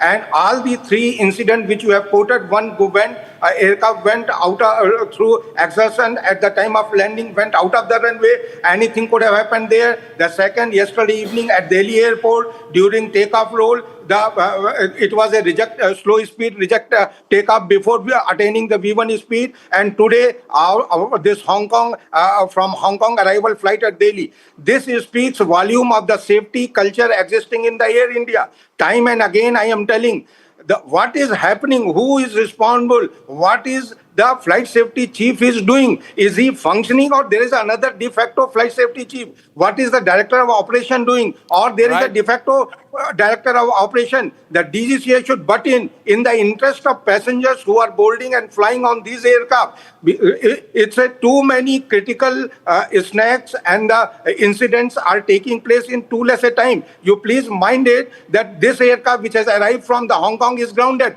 Another aircraft they have left at Bombay grounded. Have they got a fleet of 1,000 aircraft? How many aircraft they will ground in such a short span of time? Absolutely. Obviously, the flights will be cancelled. These are clearly issues that go in the management domain, and perhaps the new management not really coming to grips with the entire setup that they have inherited. But that's serious and has safety issues. So hopefully, they will quickly get over and come to grips with it. Thank you so much, Mr. Bajpai, for joining us. Group Captain Bajpai there, aviation expert with perspective on what ails these flights. Moving on for now, and let's look at some other stories from across the country in Bharat in 1 minute. Bharat 1 Minute brought to you by Canara Bank. Together, we can. Indie leaders protested against the ongoing special intensive revision of electoral rolls in Bihar, alleging that voting rights of people are being taken away. Multiple leaders, including Lok Sabha Leader of Opposition Rahul Gandhi and Samajwadi Party's Akhilesh Yadav, protested against the Bihar electoral roll revision, calling for the exercise to be stopped. This happened in Parliament. Two miscreants allegedly involved in the Chandan Mishra murder case were injured in an encounter with Bihar Special Task Force and the Bhojpur police on Tuesday. The miscreants have been identified as Balwant Kumar Singh and Ravi Ranjan Kumar Singh. They have been arrested by Bihar police and are currently being treated in a hospital. Police seized two pistols and one magazine from them. Indian Air Force will retire its remaining MiG-21 fighter jet squadrons with a special farewell ceremony in September 2025. IF has 36 MiGs in its arsenal, and the Russian-made jet first entered service in India in 1963. All right, short break coming up on the other side. Big jolt to the Congress. IT, or the Income Tax Appellate Tribunal rejects party's appeal against 199 crore rupee tax assessment. India's massive push for extradition of fugitives. MEA is pushing for fugitives Nirav Modi and Malia to be rendered to India.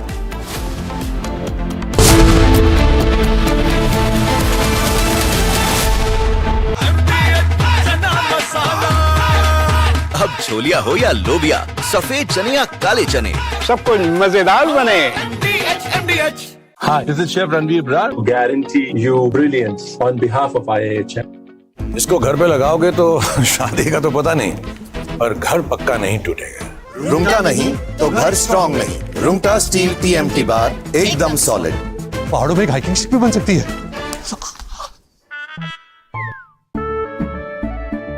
केसरिया से मन जोगी हुआ रे, दिल झूमे देखो मतवारा हुआ रे। केसरिया से मन जोगी हुआ। हर पल मनाओ केसरी त्योहार। विमल, बोलो जुबान Kesari.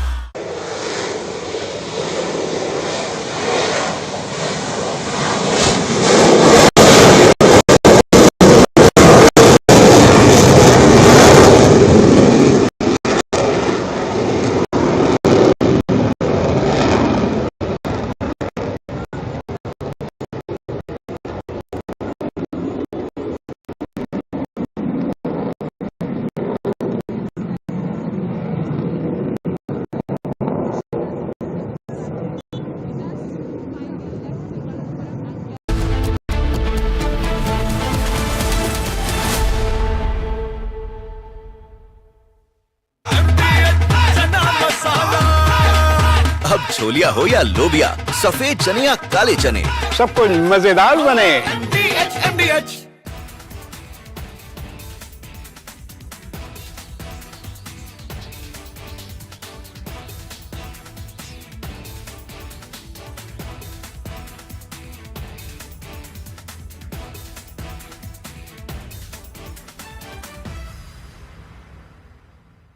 I hereby rule that RSS is an organization that has full constitutional rights to participate in the development journey of this nation. This organization bears unimpeachable credentials, comprises of people who are deeply committed to serving the nation selflessly. Vice President Jagdeep Dhankar has resigned due to health reasons, effective immediately, citing Article 67A of the Constitution. This makes him the third Vice President in Indian history to resign before completing his term, with 2 years remaining. Dhankar's tenure was marked by his firm stance on constitutional propriety and national pride as Rajya Sabha chairman. He leaves behind a legacy of unwavering dedication to parliamentary dignity. From Asia's largest news headquarters, setting the agenda for Bharat.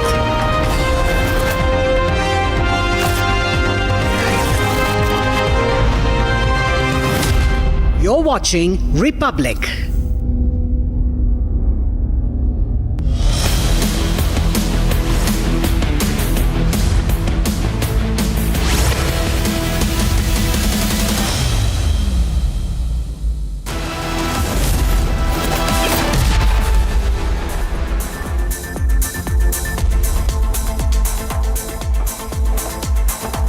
Hello and welcome. You're watching 6 Stories at 6 with me, Akanksha Khajuri, and this evening we are keeping our focus on Jagdeep Dhankar's sudden resignation that has sparked a massive uproar in the Parliament today.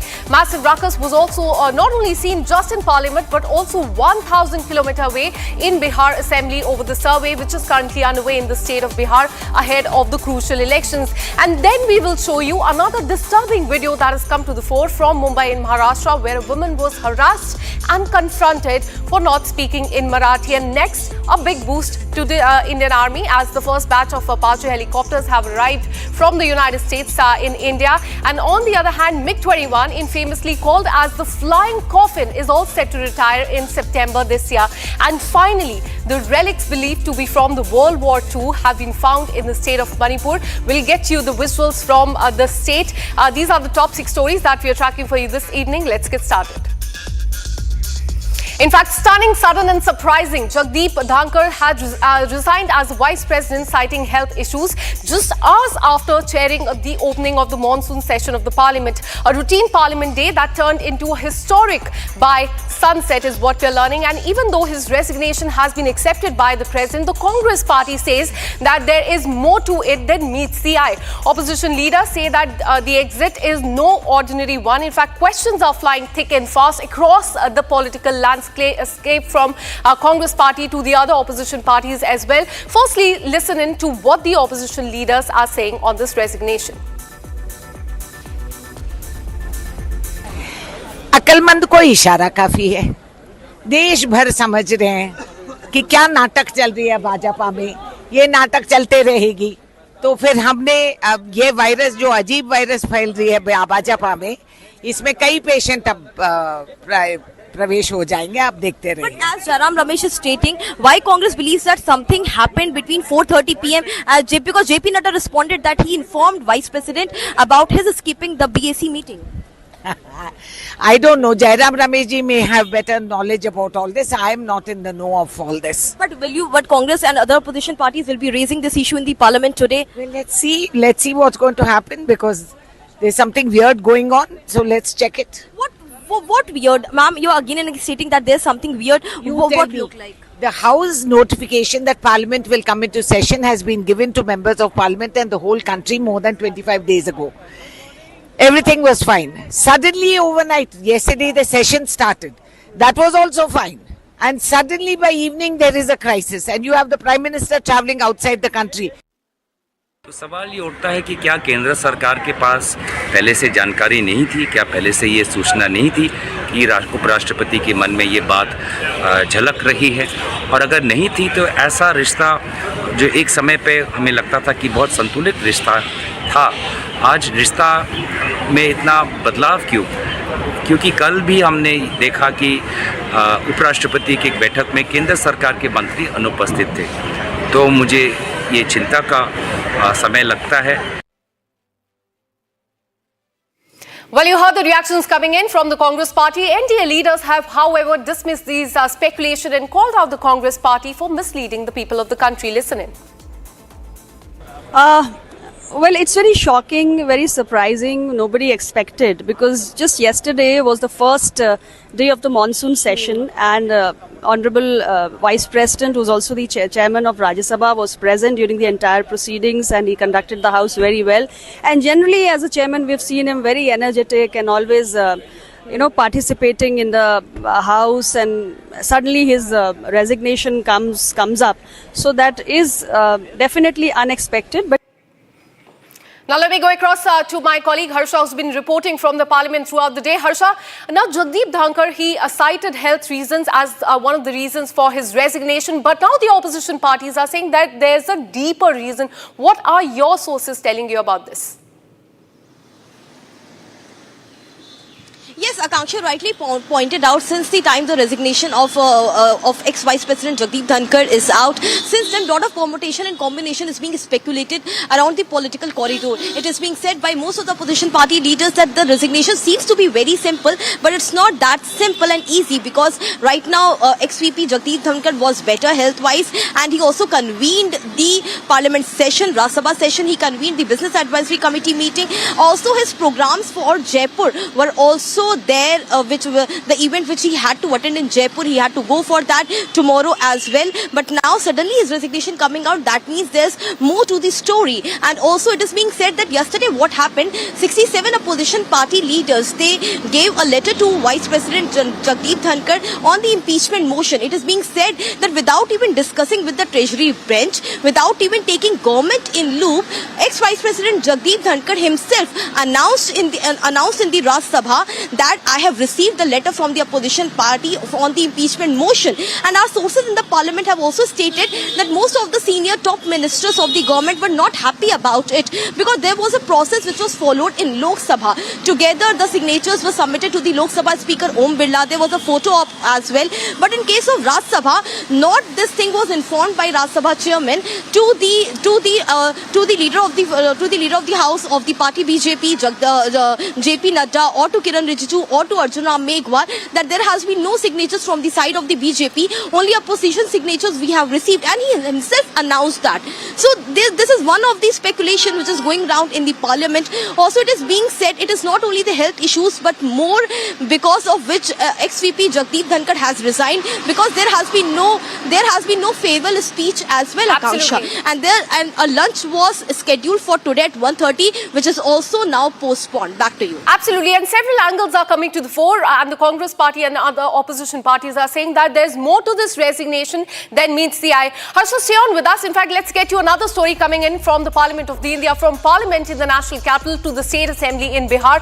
Opposition parties led a massive protest against the Special Intensive Revision SIR electoral rolls. First up, look at the visuals that are coming in from Makar Dwar in Parliament. Rahul Gandhi, Priyanka Gandhi, Akhilesh Yadav and several other top opposition leaders raised slogans claiming that names of several voters are being cut by the Election Commission during the survey, which is currently underway in the state of Bihar. And on the other hand, let's show you another side of the visuals. Chaotic scenes prevailed in Bihar Assembly as members of the RJD Congress-led opposition Grand Alliance there staged a